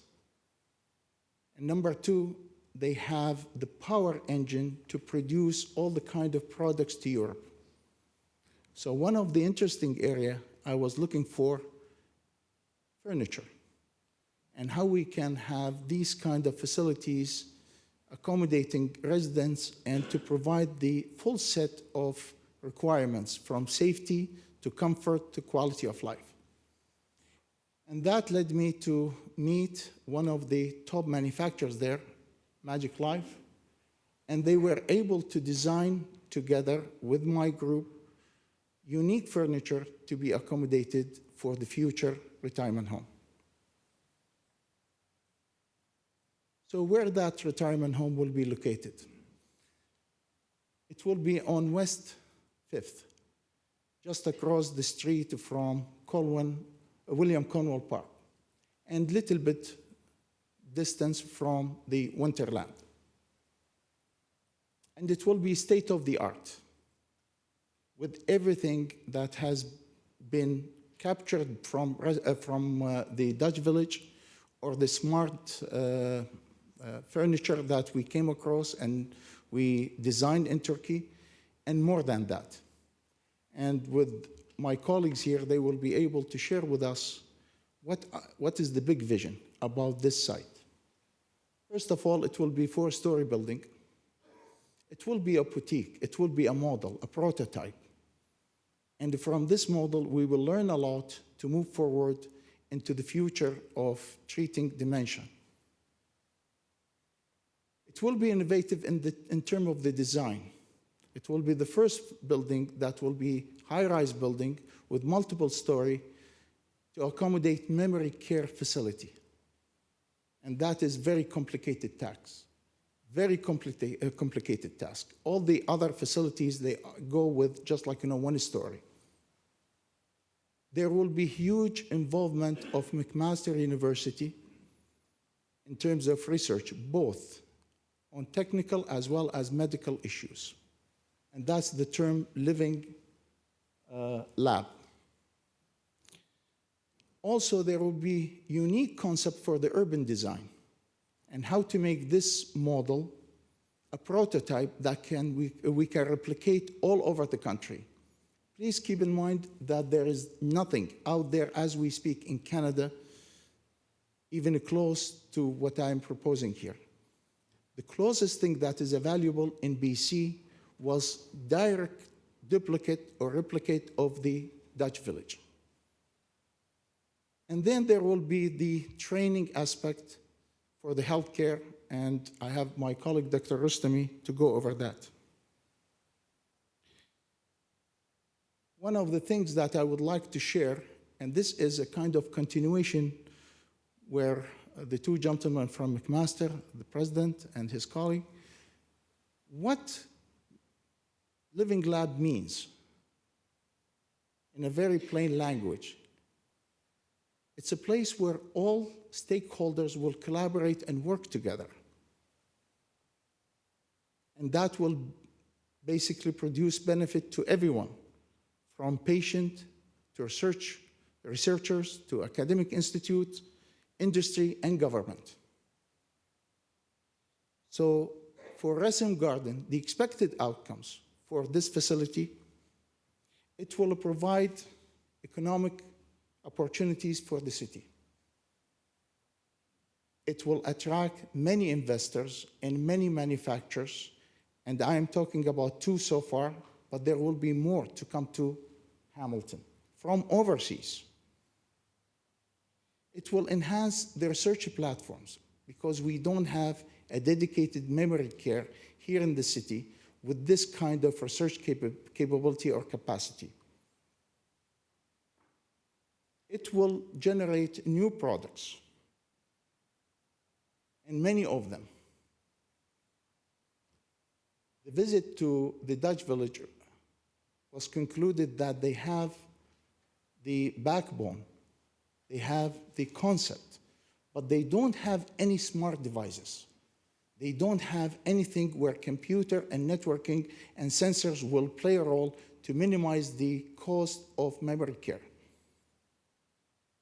It will generate products through the collaboration with MIRA, Mcmaster Institute of Research on Aging.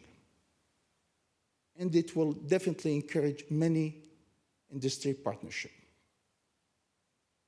In conclusion, this will result into a one-of-a-kind site for memory care, similar to the Dutch village, but it will exceed it.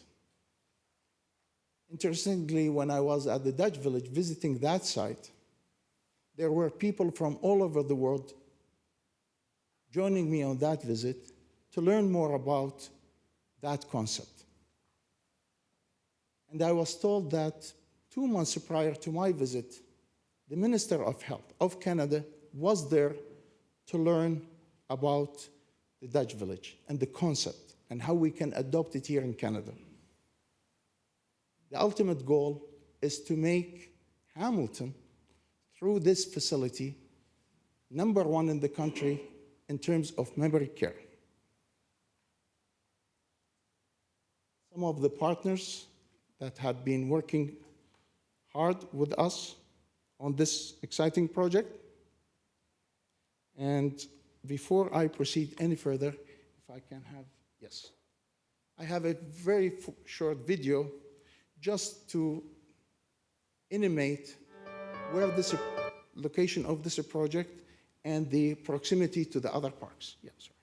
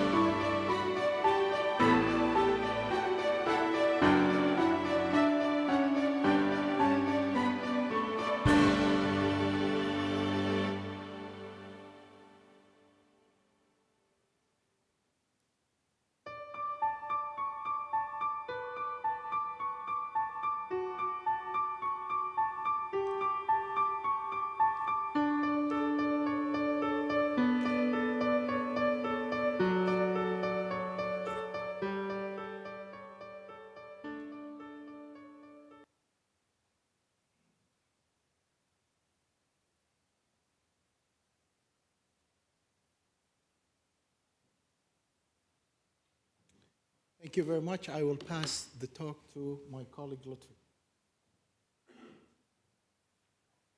Good evening, ladies and gentlemen. It's a pleasure to be here, and thank you for bearing with us this late hour. My name is Lotfi Belkir. I'm an associate professor at Mcmaster University. My teaching and research revolves around three quite interrelated topics: entrepreneurship, innovation, and sustainable development. I think giving you a brief overview of my background is relevant to this presentation. I came to Mcmaster in Canada in January 2012 from the States. I am a US citizen. I lived there for about 20 years before I moved up here. I have a PhD, a master's and PhD in physics, and a master's in management of technology. I worked for Xerox in the capacity of research scientist, new product development, and business development executive in Palo Alto, California. I then started my own company in Silicon Valley, moved it to Rochester, New York 2 years later. Went from zero to $15 million in revenues. We invented a new technology for automatic book scanning. We had customers like Google, Microsoft, Amazon. In Canada, Mcmaster, coincidentally, was our first customer. Then Canada National Archives, McGill University, Toronto Public Library. My company ranked as one of the fastest growing companies in America. We made the Inc. 500 twice in a row. We created about 130 jobs in the Rochester area. So I am a scientist, an inventor, businessman, and today I'm a professor and a scholar as well. And in 2016, our entrepreneurship program at Mcmaster received the Global Excellence Award from the International Council of Small Business for Entrepreneurship Education. We are the first and only Canadian institution to have received this award to date. So why am I talking about this here? I'm actually very, very excited about this potential partnership with Rissam Gardens. As I said, my job is to try to teach students, master students, how to start their own technology-based companies and be able to create companies and startups, because entrepreneurs are the primary driver of economic growth. And unfortunately, like Roger Coldry was saying, we tend to lose most of our successful entrepreneurs to the Toronto area or to the Waterloo area, and that needs to stop. And I see this opportunity with the Rissam Gardens as unique opportunities to be able to stop the bleeding and not only maintain our own entrepreneurs here, but also attract many from within Canada and around the world. Because Living Lab, as Nafa mentioned before, is very often an essential part of actually developing smart products. In the past, it used to be that research institutions or be they academic or corporate can develop a product in the lab, test it in the lab, and then take it and pilot it outside for some pilot customers and then launch it. That does not work well with complex products, especially those that are smart products that require a lot of data to be able to make them work. So the process there is iterative, is that you develop, then you test, then you develop more, then you test, then you develop. But the testing has to happen in the real-world context. It has to happen with real-world subjects. And that's where the Living Lab comes. For example, autonomous driving could not happen without cars actually going around in a real-world city and expressways and actually collect millions of miles in order to develop the software that's going to make them reliable to actually drive autonomously. Similarly, with products that have to do with the aging population, unless we are able to test them with real aging people in the real world context, we could not possibly develop them to the level where they become commercially successful and viable around the world. So this is what my school, which is the W. Booth School of Engineering Practice and Technology with CEPT, which is part of the Faculty of Engineering, and MIRA, which is the Mcmaster Institute for Research of Aging, which is the funding agency for some of my projects that I'm going to describe, are critical components and are very, very excited with partnering with NAFI and the Rissam Gardens, because the Rissam Gardens is going to be the only and first such living lab. No hospital can provide to us the testing ground that we're actually intend to develop these products for. So I'd like to share with you two pet projects that I'm personally involved with that I've launched, one is funded, the breathing patterns remote monitoring, and the other one is fall prevention and detection. So the first one is essentially monitoring of breathing patterns of old people mostly, or people even suffering from apnea, because breathing patterns and not breathing rates are known now to actually be very important clues of certain medical disorders, ranging from chronic obstructive pulmonary diseases to some types of dementia and other mental disorders, as well as apnea. And the problem, though, with monitoring or assessing breathing patterns of patients is extremely complicated today and extremely cumbersome. It requires wiring, it requires belt, chest belt, it requires a trained physician. So those assessments only happen in emergency cases and are extremely expensive and onerous, but they also are extremely disruptive to the patients that don't want to wear them for more than 5 or 10 minutes. So what we're developing is actually a very totally unobstructive, inconspicuous infrared camera that can be essentially positioned totally outside the living space of a person who's sleeping and monitor their breathing patterns with more accuracy and more reliability than any technology out there. Interestingly, infrared camera have come of age to be able to do that in a way that's actually cost-effective and extremely reliable. So we're building a system that could be positioned around the head of a sleeping patient, be able to monitor them in the dark, so there is totally no privacy issues involved, and that would track their movement even as they move aside throughout the whole night, and be able to be connected directly through the cloud for a physician or trained practitioner to essentially monitor their breathing patterns for early detection of any medical disorders. We have received, as I said, funding from MIRA. We have a lot of interest from a lot of customers. The market is very large, as pointed out here. I mean, just sleep apnea alone, there are 44 million people suffering from sleep apnea in North America. Anyone who has gone to a sleep clinic will tell you how disruptive the diagnostic is. This could now happen in the comfort of the homes of those people. And there's, of course, COPD, which is a $40 billion market in the US alone in North America.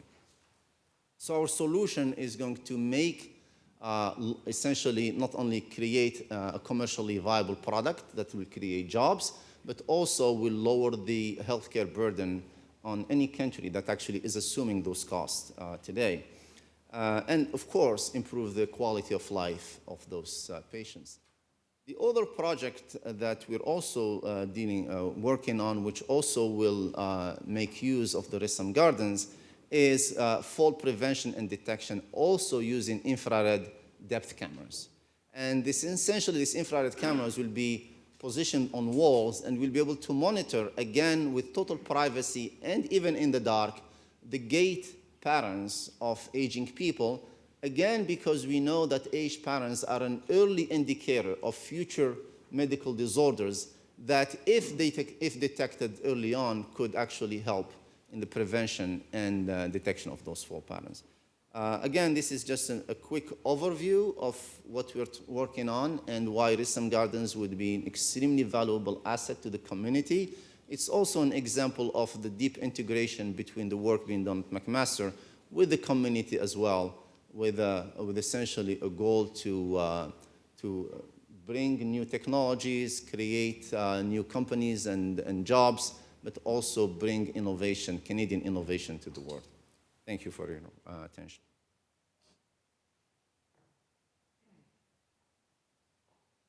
Thank you, everyone. My name is Brian Denavarga. I'm the president of Clay Bar Contracting, and I have a degree in mechanical engineering from the University of Western Ontario. And we are very happy to be taking on the challenge of project managing and building this facility with the intent of bettering our community and everything around it.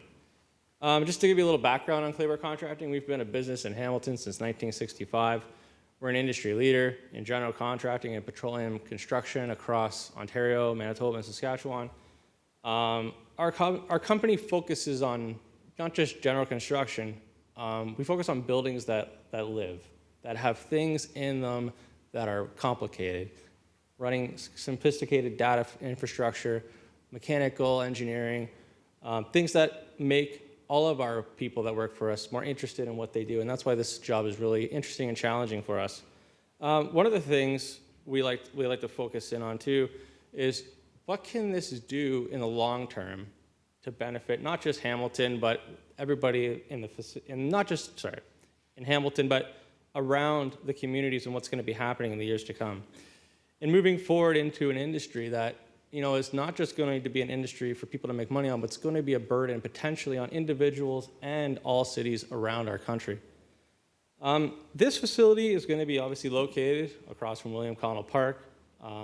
It's going to be located around new townhouse developments, and we want it to be a jewel for those communities. This will be a very unique design, a design that will be based on things such as geothermal heating, the smart technologies, which will include GPS tracking of people.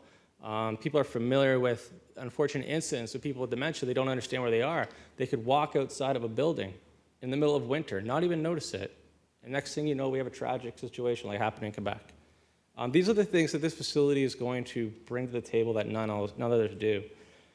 We want to create a harmonized community inside the building. And when we talk about the facility in Holland, some people might be sitting around here saying, well, how are we going to do that in a 4-story building? Well, we're going to reduce the amount of actual rooms in the facility. A typical facility under the research that's been done, it says about 70% of that facility is rooms, 30% of common space. This facility will be 50-50. It'll be focused on places where the people can go, gather. There'll be individual kitchens on every floor where people that are coming with these, strong diseases can maintain their day-to-day life, that can still prepare dinner if they want to, that can still work and see the natural light coming in rather than to be designed by an infrastructure that's surrounded by rooms with nothing coming in where they can see what's going on around them. One of the other things which I like to point out, and why this is more special to me, is and we talked about it, and Nafia said one of those 5 people. I was one of those 5 people in that room. My grandmother went through dementia. She was placed in, which was a great facility in Dundas in the Drabinsky, and I was there when the first day she was put in, and I could only imagine what her last days and last years could have been like if she had something that specialized specifically in the challenges she was facing. So I'd like to thank Nafia for bringing our team on board, and we look forward to this challenge together.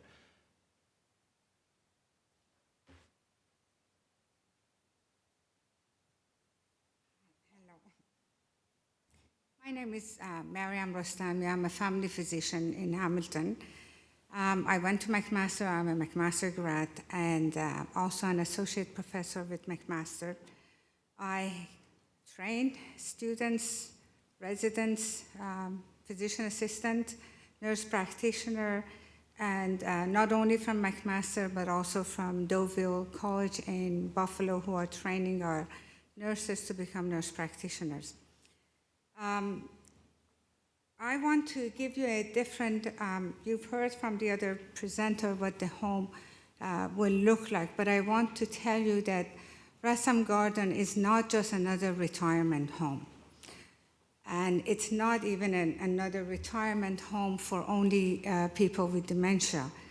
It's a lot more than that. It is a resident, yes, it provides support to the families who are really suffering and having difficult time caring for their loved one with dementia. I was also another person whose mother has Alzheimer and currently is in a nursing home. The idea of Rassam Garden came when I met Dr. Amatawi, and we were talking about it. At that time, 9 years ago, we were thinking of having a small house and turning it into a memory center. That didn't happen, but something bigger came from that talk. And I'm so proud to be part of Rassam Village. The center will provide, on the main floor, it has a clinic. There will be a medical clinic where me and other doctors will be working there and providing the same training that I'm now providing to my students and residents and everybody else in that center, with this specifically working with people with dementia and Alzheimer. It also provides a different part of the clinic would be a treatment center. You heard that up till now we don't have any treatment for the treatment of Alzheimer, but there are a lot of studies done, and there are 3 major big companies that are working on the pharmaceutical aspect for medication for it. Also, there is another device, there's another treatment that is with the, it's called repetitive transmagnetic stimulation.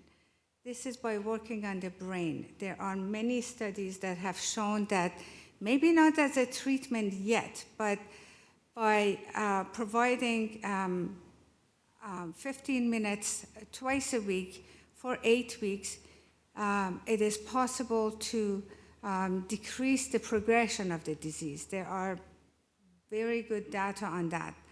And eventually, hopefully, maybe this becomes a treatment as well. For now, it's too early to say.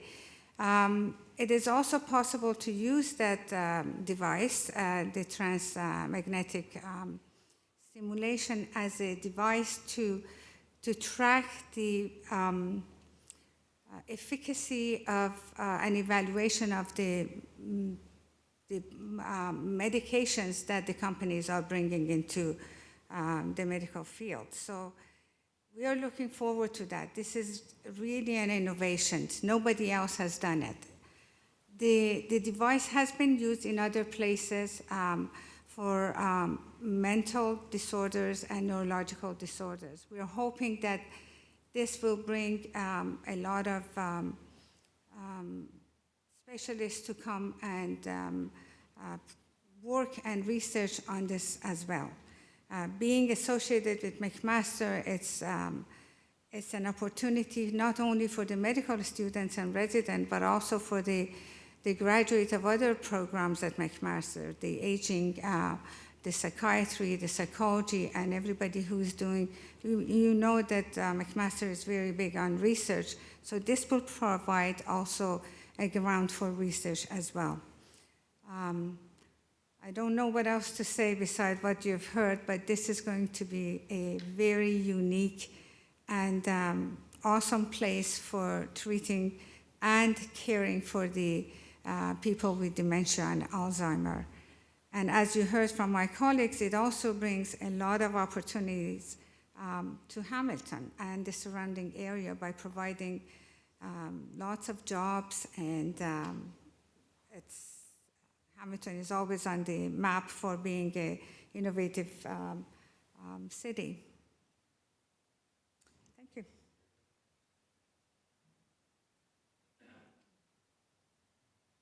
So thank you for the presentation this evening, and I do have questions from Councillor Whitehead. Councillor Whitehead. Thank you. Thank you. Good to see you again, Nafia. Thank you, Councillor. One of the things that was indicated was because of the uniqueness of this facility, first of its kind, and the innovation, part of the requirement, most people use up space to generate revenue. But in your facility, because of the type of clientele that you're targeting, I heard 50% of that facility will be common space. Is that correct? That is correct, Councillor. Now, some would argue when it comes to, because this is about development charges, and I know I worked with and talked to Lindsay, you're not being charged with a common space for development charges. That's correct, too. Fair enough. But there is, I just heard earlier, the rationale to maintain a development charge decrease in lower cities because of cost to build. To build a facility like this to meet the needs of the special clients that you have, you need 50% of the, well, ideally, I guess you identify you need 50% of that space. That's correct. To be common space. That's correct. So it's a higher expense because you're incorporating more common space into this facility. That is correct. That is exactly the challenge we have here. We are not building a retirement home for the purpose of how many rooms and how many residents. We are trying to build a system that we can duplicate anywhere in the country, and it should be effective. And it will provide all the kind of solution and answers to questions that we don't have now. Europe ahead of us. They realize that one of the main quality or main issues to move forward with Alzheimer and dementia is the living space. If you look at that building layout, and I can see some colleagues and people from the planning department, and there were a couple engineers too. If you look at the layout of that building, there is no building will have 4 living rooms, 4 dining rooms, 4 kitchens, 4 family rooms, or 48 residents. The reason why we build it, design it this way, is to replicate the model from the Dutch village and to provide that space in vertical layout. So we limited our revenue because we wanted to test and validate the big picture. There is something else I would like to share with the council and the guests. The cost of Alzheimer in Europe today is about 100,000 euro. That's 150,000 Canadian dollar. In Canada, it's about 80,000 Canadian dollar. Little bit more, little bit less. How many people can afford this kind of cost? And what kind of pension plan and savings you will have or you will need to get to that level? In Europe, they have to contribute every month 2,300 euro to build that pot of funds so they can guarantee themselves a place for senior.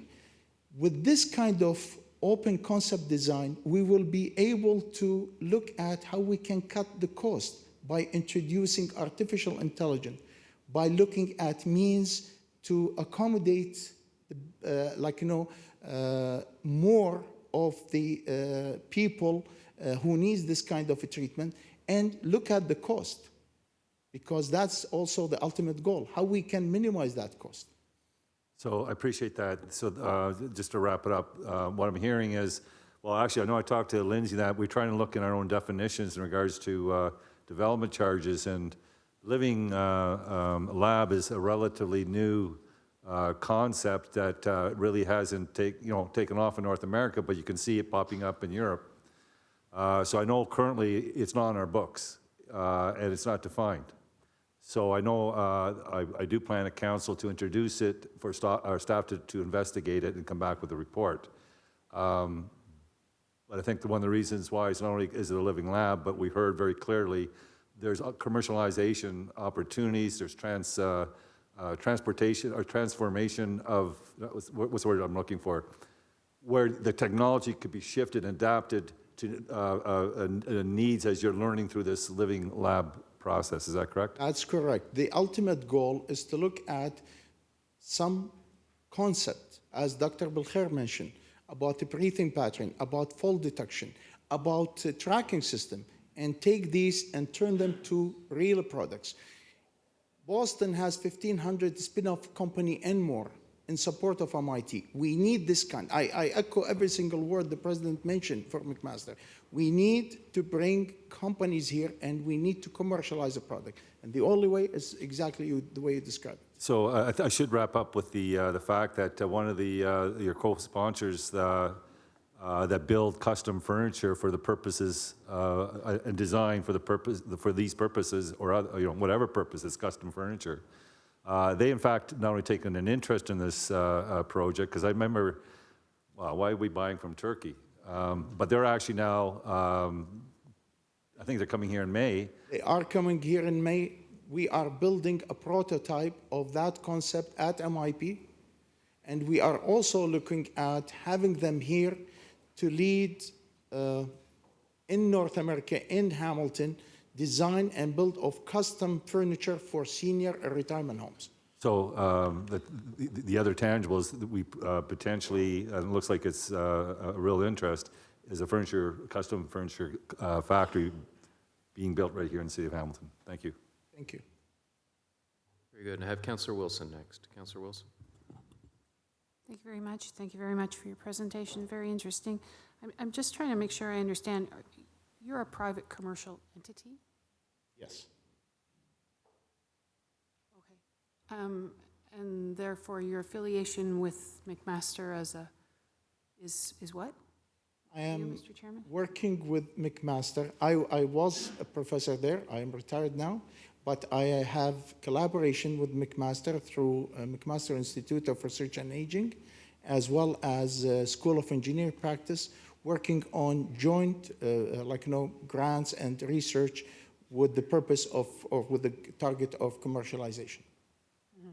Okay, so thank you. You're a commercial entity, and Add one more detail, that the current projects that are being funded, especially the breathing patterns, would not have been funded without the requirement of an industry partner that provides in-kind and sometimes cash funding. And NEFA is the CEO and president of Microgrid Systems, which is the key industry partner in the breathing patterns monitoring project. which is essential to receive the funding from the Mcmaster Institute of Research for Aging. Okay, thank you. And through you, Mr. Chair, do you have a sense at present in your development what the cost per resident would be to stay in your? It will run, it depends on the accommodation, but it will be around between 4,500 to 5,800. And thank you. And one final question. I'm just seeking clarity on what is it that you're hoping, what is it that you're asking for today? What I'm asking for is a support in development charge reduction or postponing the development charge for 5 years. So we will be able to accommodate all these kind of initiatives, and we will be able to move forward with it. Thank you. Thank you. Doctor, I have no further questions from committee this evening, so thank you to you and your team for presenting. Thank you. We'll certainly take all your requests and your information under. Thank you. Thank you. Next on my list, I have Stephanie Bertolo and Scott Robinson, Mcmaster Students Union. Just wondering if they're still here. Yep.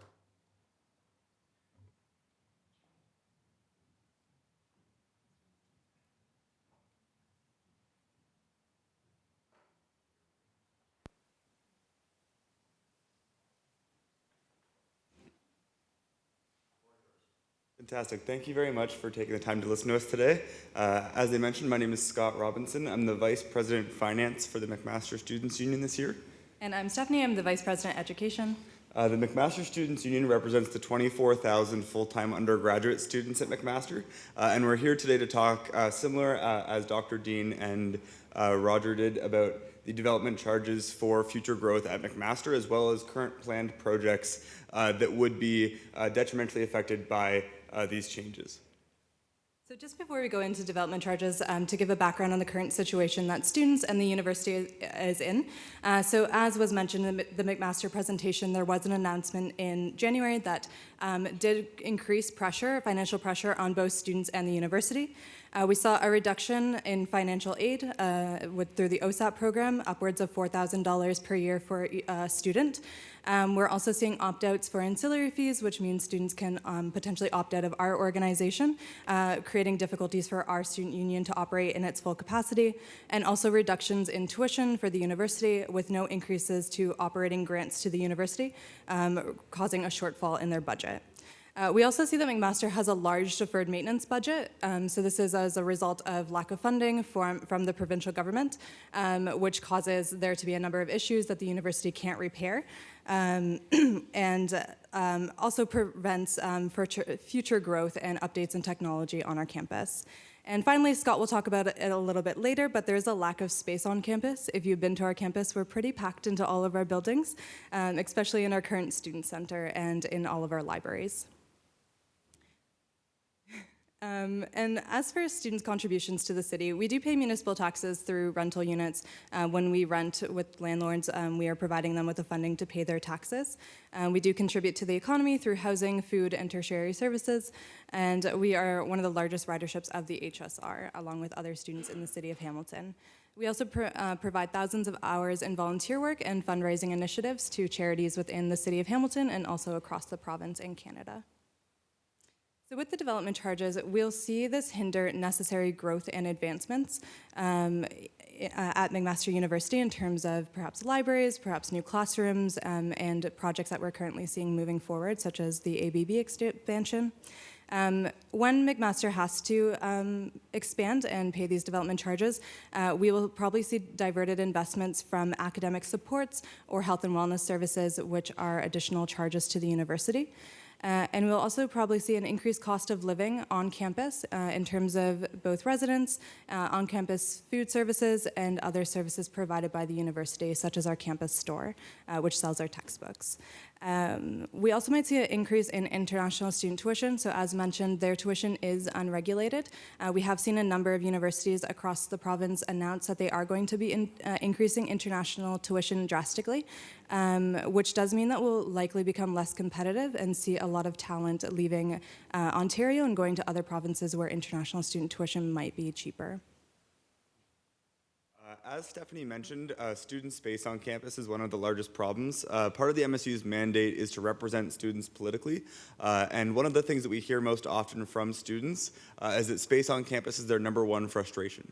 Every year we host focus groups and we have online surveys and we talk on the ground to students, and these are just some of the numbers that have come up in the past. Our student center and our athletics facility, when built in the early 2000s, were built for a population of about 14,000 students. Current undergraduate population is 24,000 students now. People say that the #1 reason why they don't use the athletics and fitness facility is because it's overcrowded. And 80% of students have said their #1 frustration on campus is the lack of space to find a place to study or eat their food or conduct research or whatever it might be. This led us 3 years ago to work with the university on a project to solve a lot of these problems. So we held more student feedback, specifically addressing student social community space and some of these spaces that have been asked for a long time, as well as athletic space on campus. The development charges that are being proposed have the opportunity to stop or significantly delay a project that students voted for and that is student funded.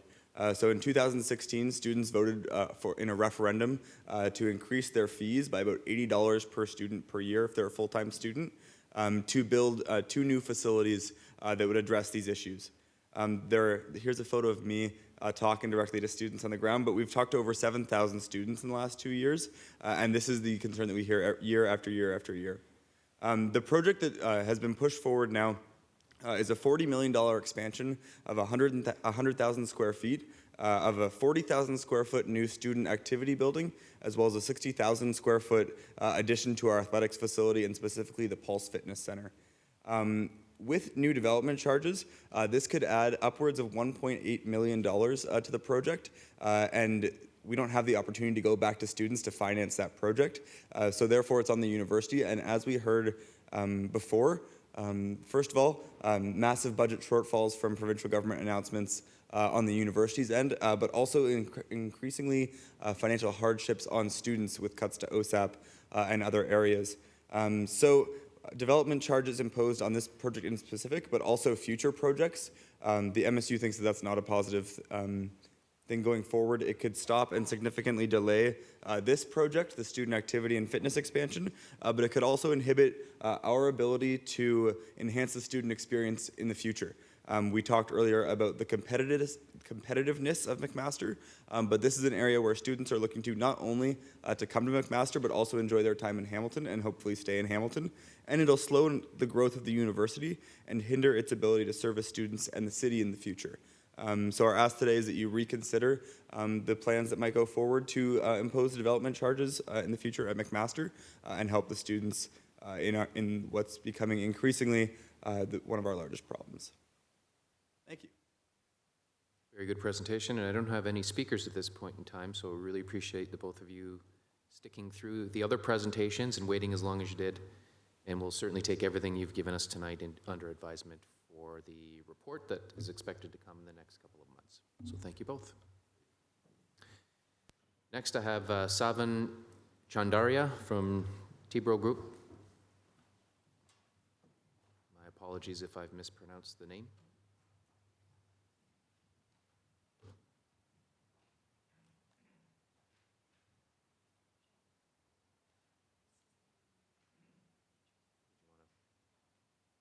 Councillor, just before you start, gentlemen, I'll just go to Councillor Wilson. Thank you very much, Mr. Chairman. I think if I understand what will be forthcoming in terms of this delegation, I am going to declare an interest with respect to the exemption as it applies to the affordable housing due to a family relationship. Thank you. Good evening, gentlemen. The floor is yours. Members of the committee, thank you for your time. I know it's late, so I'm going to try to keep this short and sweet. My name is Savan Chandaria. This is Sarat Chandaria.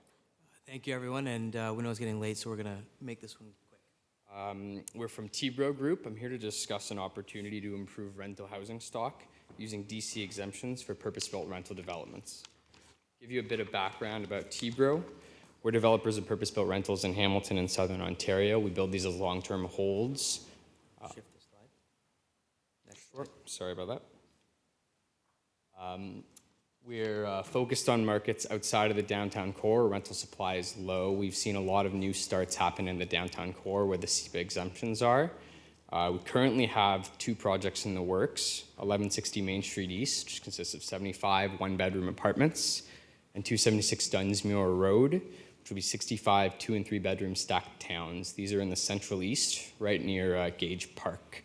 We're also continuously looking for more sites so we can add more rental units to Hamilton.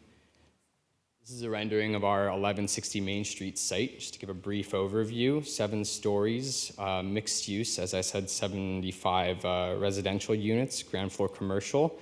It'll be one of the first developments in the new Talk 1 zone. There's a real problem in Hamilton with the rent rates and the current supply that's going on. As you can see, rent rates are climbing drastically. The one-bedroom rents in Hamilton, 2018 to 2019 median rent increase was 15.4%. That was the highest in Canada. For the 2 bedrooms, you're at 14%, 3rd highest in Canada. That amounts to about $160 to $180 a month in the rent differential. That's a lot of money for people to be spending. This needs to be targeted through an increase in supply. So not only are these rents climbing, but Hamilton's struggling a little bit to add more rental units to the market. In Hamilton, just over 5% of purpose-built rental stock that exists was built after the year 2000. So generally, not much being added to the market. In 2018, only about 8% of new housing starts were rental developments. All of those rental developments happened in areas that have downtown SEPA DC exemptions. So according to CMHC, no apartment starts in West End, Central East, East, Mountain, nothing. Only around the areas where the downtown core is. So there are a few factors that are affecting this. Construction costs are up a lot. They increase every year, about 15% up compared to last year.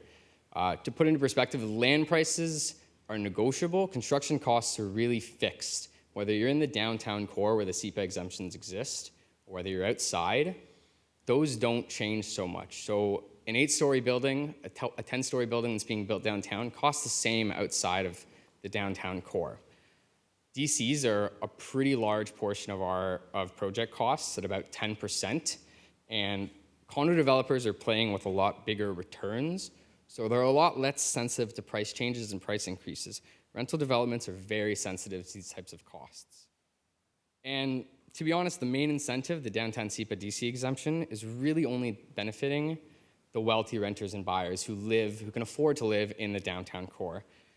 This is an excerpt from the City of Hamilton Development Charge Exemptions Review Executive Summary. It says that projects that are located in slightly weaker market areas are not near viable without the city's financial tools.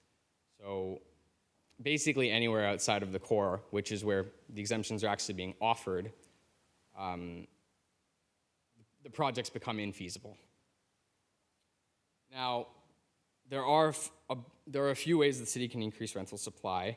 First and foremost, replace the downtown SEPA DC exemptions with DC exemptions for non-luxury, purpose-built rental developments throughout the city.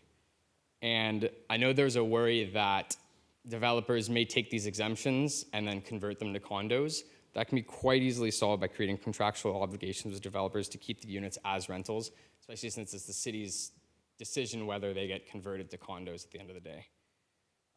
Some other more minor things that can really help with the problem, but I wouldn't say can fix them in and of themselves. Give interest-free loans on the portions of development charges that cannot be exempt. So for example, the GO and education portions, or commercial development portions that are not exempt under policies. Create long-term loan programs to support rental development, and grant parkland dedication exemptions and reductions for rental developments. I understand that parkland dedications it's not really what's being discussed here, and it's money that's needed. But as I said, condo developers are playing with much larger returns, so there really needs to be something that's incentivizing rental development. Finally, putting these policies in place, such as changing the way the DC's exemptions work to really only incentivize rental development rather than downtown condo development, would encourage much needed supply in non-downtown areas. As I mentioned earlier, all of the supply that has been produced recently is in the downtown core. Creates more affordability by increasing rental supply throughout Hamilton. The non-downtown zones have actually been designed to push for mid and low ride densities, such as the Talk 1 zones, which are in our area about 7 stories. These developments can be put up quickly in 12 to 18 months, meaning these units get on the market more quickly, get rented more quickly, and help solve that problem. Creating contractual obligations with the developers helps keep these units as rentals for the long term, so you don't have to worry about them turning back into condos or being removed from the rental market. Apartment buildings as a whole tend to pay more in property taxes than condo buildings because of the way that MPAC assessments have changed recently. So this creates more income for the city, and these policies would promote rental development inside and outside of the core. I would not suggest excluding the core from any policies, but I think they need to be readdressed to really encourage rental development, which is a key item in solving Canada's housing crisis. Finally, rental development, to be honest, is not feasible without the city's help. We really, really need the city to get involved and bring incentives to the table and help build these rental developments. Thank you. Thank you very much for the presentation, and we don't have any questions at this point in time, so we appreciate the information and the requests, and we'll certainly take those under advisement. Okay. Thank you very much. I'd just like to add one thing if I can. I believe it was mentioned earlier about the justification behind keeping the exemptions for the downtown core was because of the cost of land. I can't reiterate enough that land costs are negotiable. They're purchased from private owners, and those are a factor of the profitability of an owner of land, and I don't believe they should be the justification behind keeping exemptions. On the other hand, construction costs are fixed. Whether you're building in the core or you're not, they're fixed. Land prices are increasing everywhere. I suggest by changing the concept of where the exemptions exist, from taking it from a locale to a type of building, I think there would be an opportunity here for Hamilton to address a very big issue of rental prices and the housing crisis that exists in the city. Thank you. Thank you very much. Appreciate that. Next on my list, I have Karen Dearness.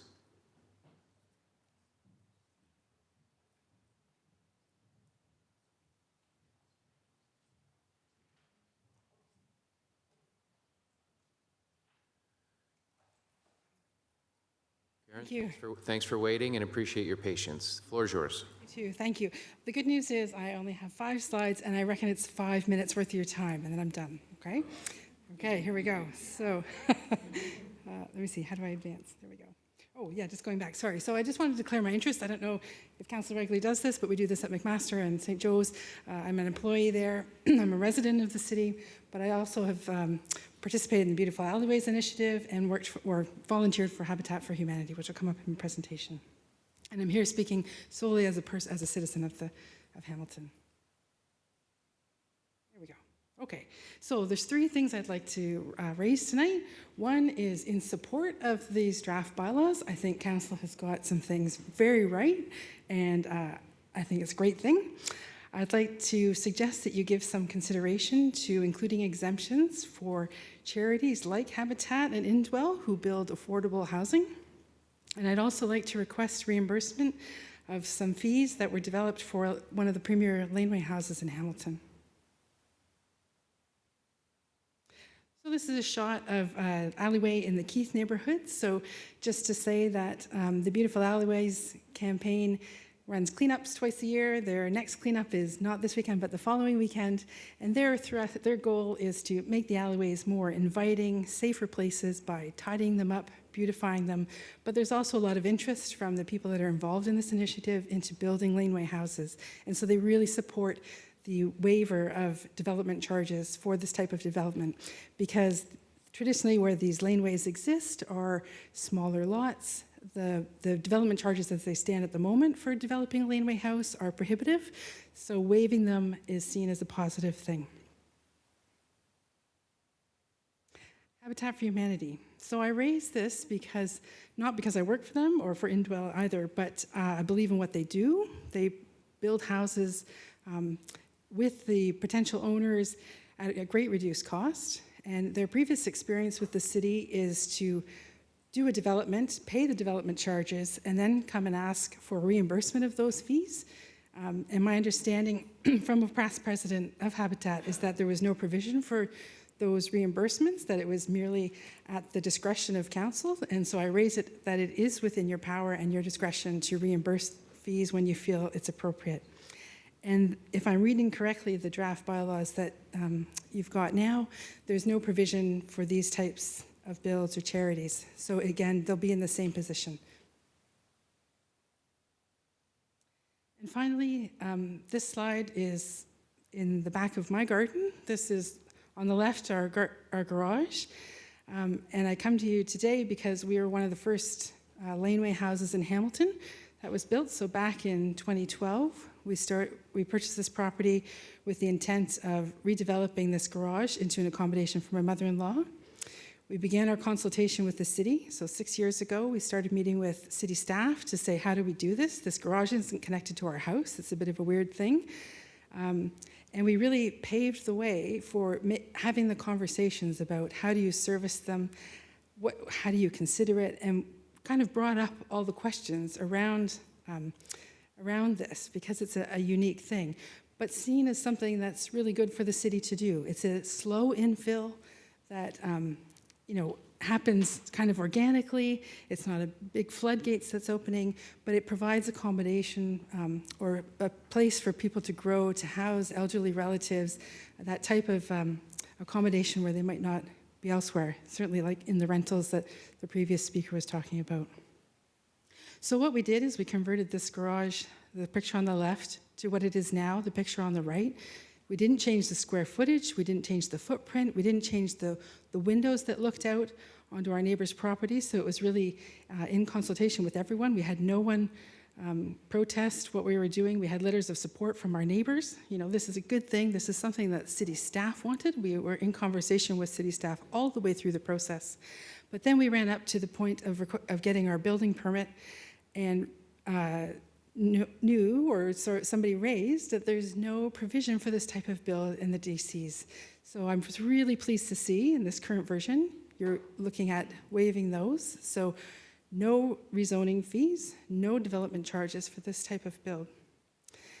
And we were suggested that we pay the fees and ask for them retrospectively. So this is why I'm standing here before you saying, we would like some of that back. We're being held up as the exemplar house, or one of the first places that this has happened, and we're very happy for that to happen. We've had great conversations with city staff here. We think it's a great thing for the city to do, and we're just asking for the rules to be applied fairly. So if our neighbor, who's also interested in doing this, builds this next 6 months from now, they will pay no rezoning, they will pay no development charges. So those are fees we'll never recoup if we were to eventually sell, because you can do it for free.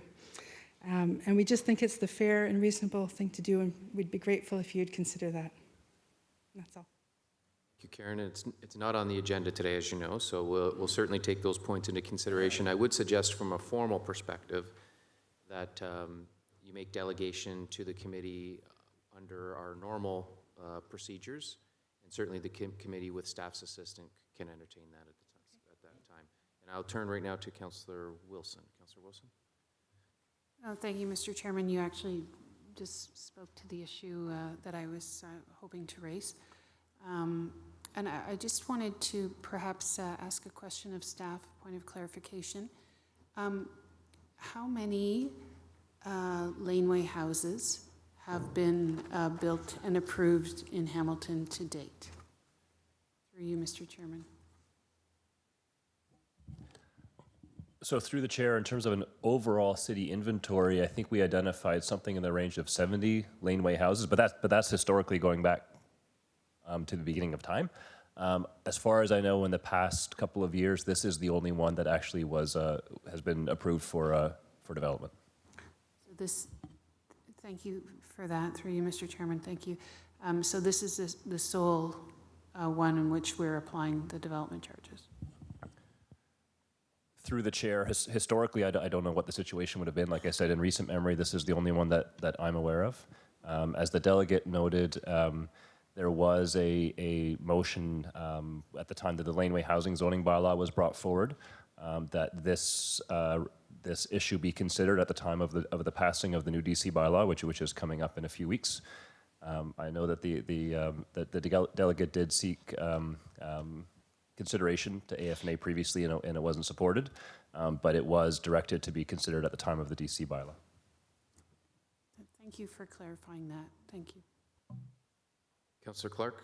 Just one quick question of staff so I have a better understanding. So was this an as-of-right secondary suite type build, or is this something different? Through the chair, no, I think the delegate characterized it well, that this was a bit of a pioneering application. They had to go through the full rezoning. This predated the as-of-right zoning, so they had to go through a full process. Perhaps if we could just get a report back. When did the as-of-right zoning happen? When did Premier McGuinty bring it in? Timing? Trying to understand exactly how this came to be. Yes. So through the chair, this would be the City of Hamilton laneway housing zoning that was brought in place last summer. And I can't remember the exact time that the zoning for this application was approved, but it was some months prior to that that they came forward for their individual application prior to city staff bringing forward a city initiative to permit laneway housing. But it wasn't captured as under McGuinty's declaration that secondary suites, granny flats, as a right for single-family homes in Ontario. Through the chair, no, it was not, because it was detached from the principal unit. I understand. Thank you. Thank you for coming today.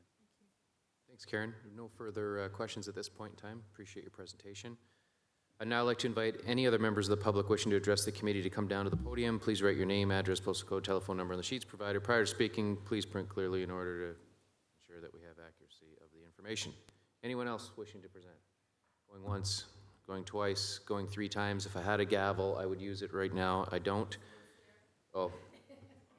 All right. So I need a motion now to receive all the delegations that presented this evening. Moved by Clark, seconded by Pearson. Carries, thank you. I need a motion now to close the public meeting. Moved by Vanderbeek, seconded by Wilson. All those in favor? Carries, thank you. I need a motion, I need a motion to receive the report that was in front of us per the committee agenda. Moved by Clark, seconded by Pearson. All those in favor? And then we do have, for your consideration this evening, we have housekeeping amendments that staff have presented to us, and these are language changes that assist with the interpretation of the charges on a go-forward basis, and I will allow the clerk first to distribute them and allow you second to read them. You're welcome.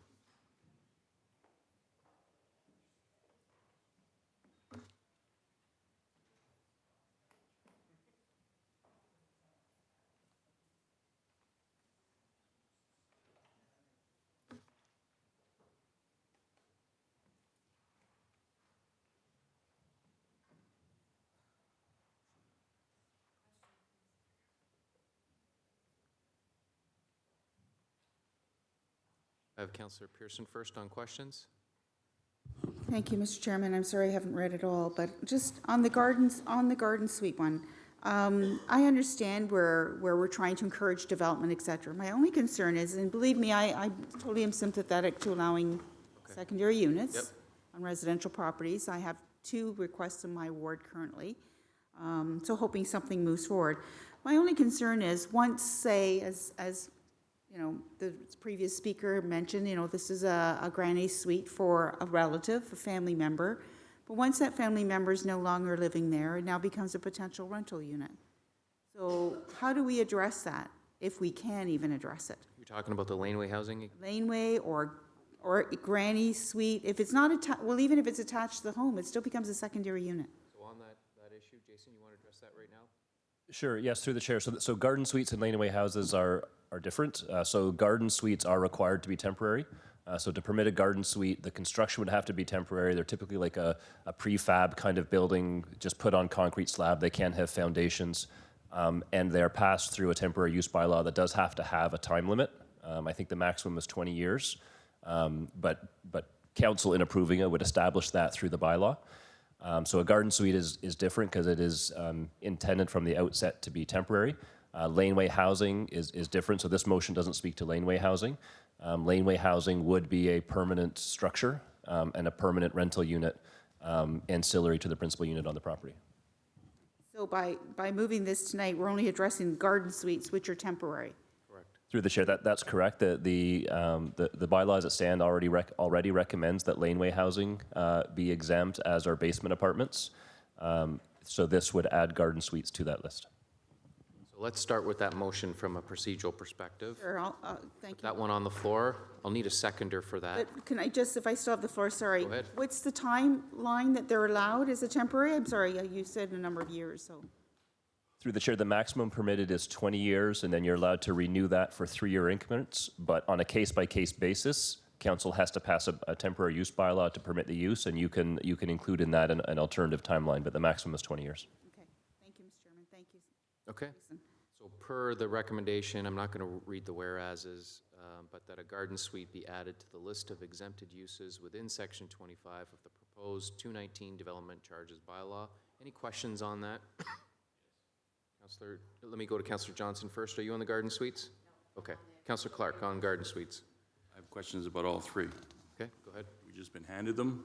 I have no chance to look at anything, trying to understand exactly what I'm being asked to pass. Why can't this be done when we deal with all of the amendments or changes to the DC policies when it comes forward in the normal practice? Why is this being done tonight? Timing perspective?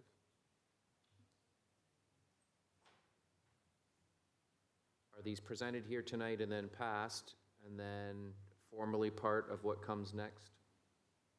And my second question would be, the public is unaware of any of these changes, so they won't have an opportunity to comment on them, period. The normal process is they would come forward, be a part of the final meeting. Anyone can comment on them, they can write to us, and we make a decision, all of the policies, all of the amendments at that time.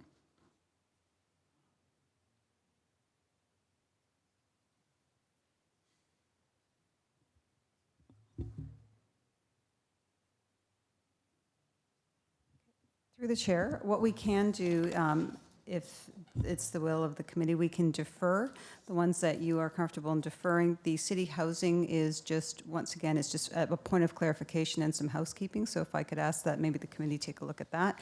However, if the committee prefers, we can defer all these. So there is no timing sensitivity because we're going to be dealing with the entire DC charges policies as a whole. This could be a party of that, and if I have questions about these or any other councillor, we can raise them with staff in the interim, correct? Through the chair, that's correct. It would be more prudent, Mr. Chairman, just to defer. I'm not fussy either way. It really doesn't matter to me. So if the committee wants to defer these till the next meeting, then we can do that. Okay. So Madam Clerk, we'll put these as notices for today's meeting, and then they'll be presented as motions at the future meeting. How's that? Okay. So we've approved the background study. I went to motions, and I'm now at the period of, and the point of the agenda where I'm looking for a mover and a seconder to adjourn. Does anyone want to volunteer that? Pearson and Vanderbeek, all those in favor, carries. Thank you.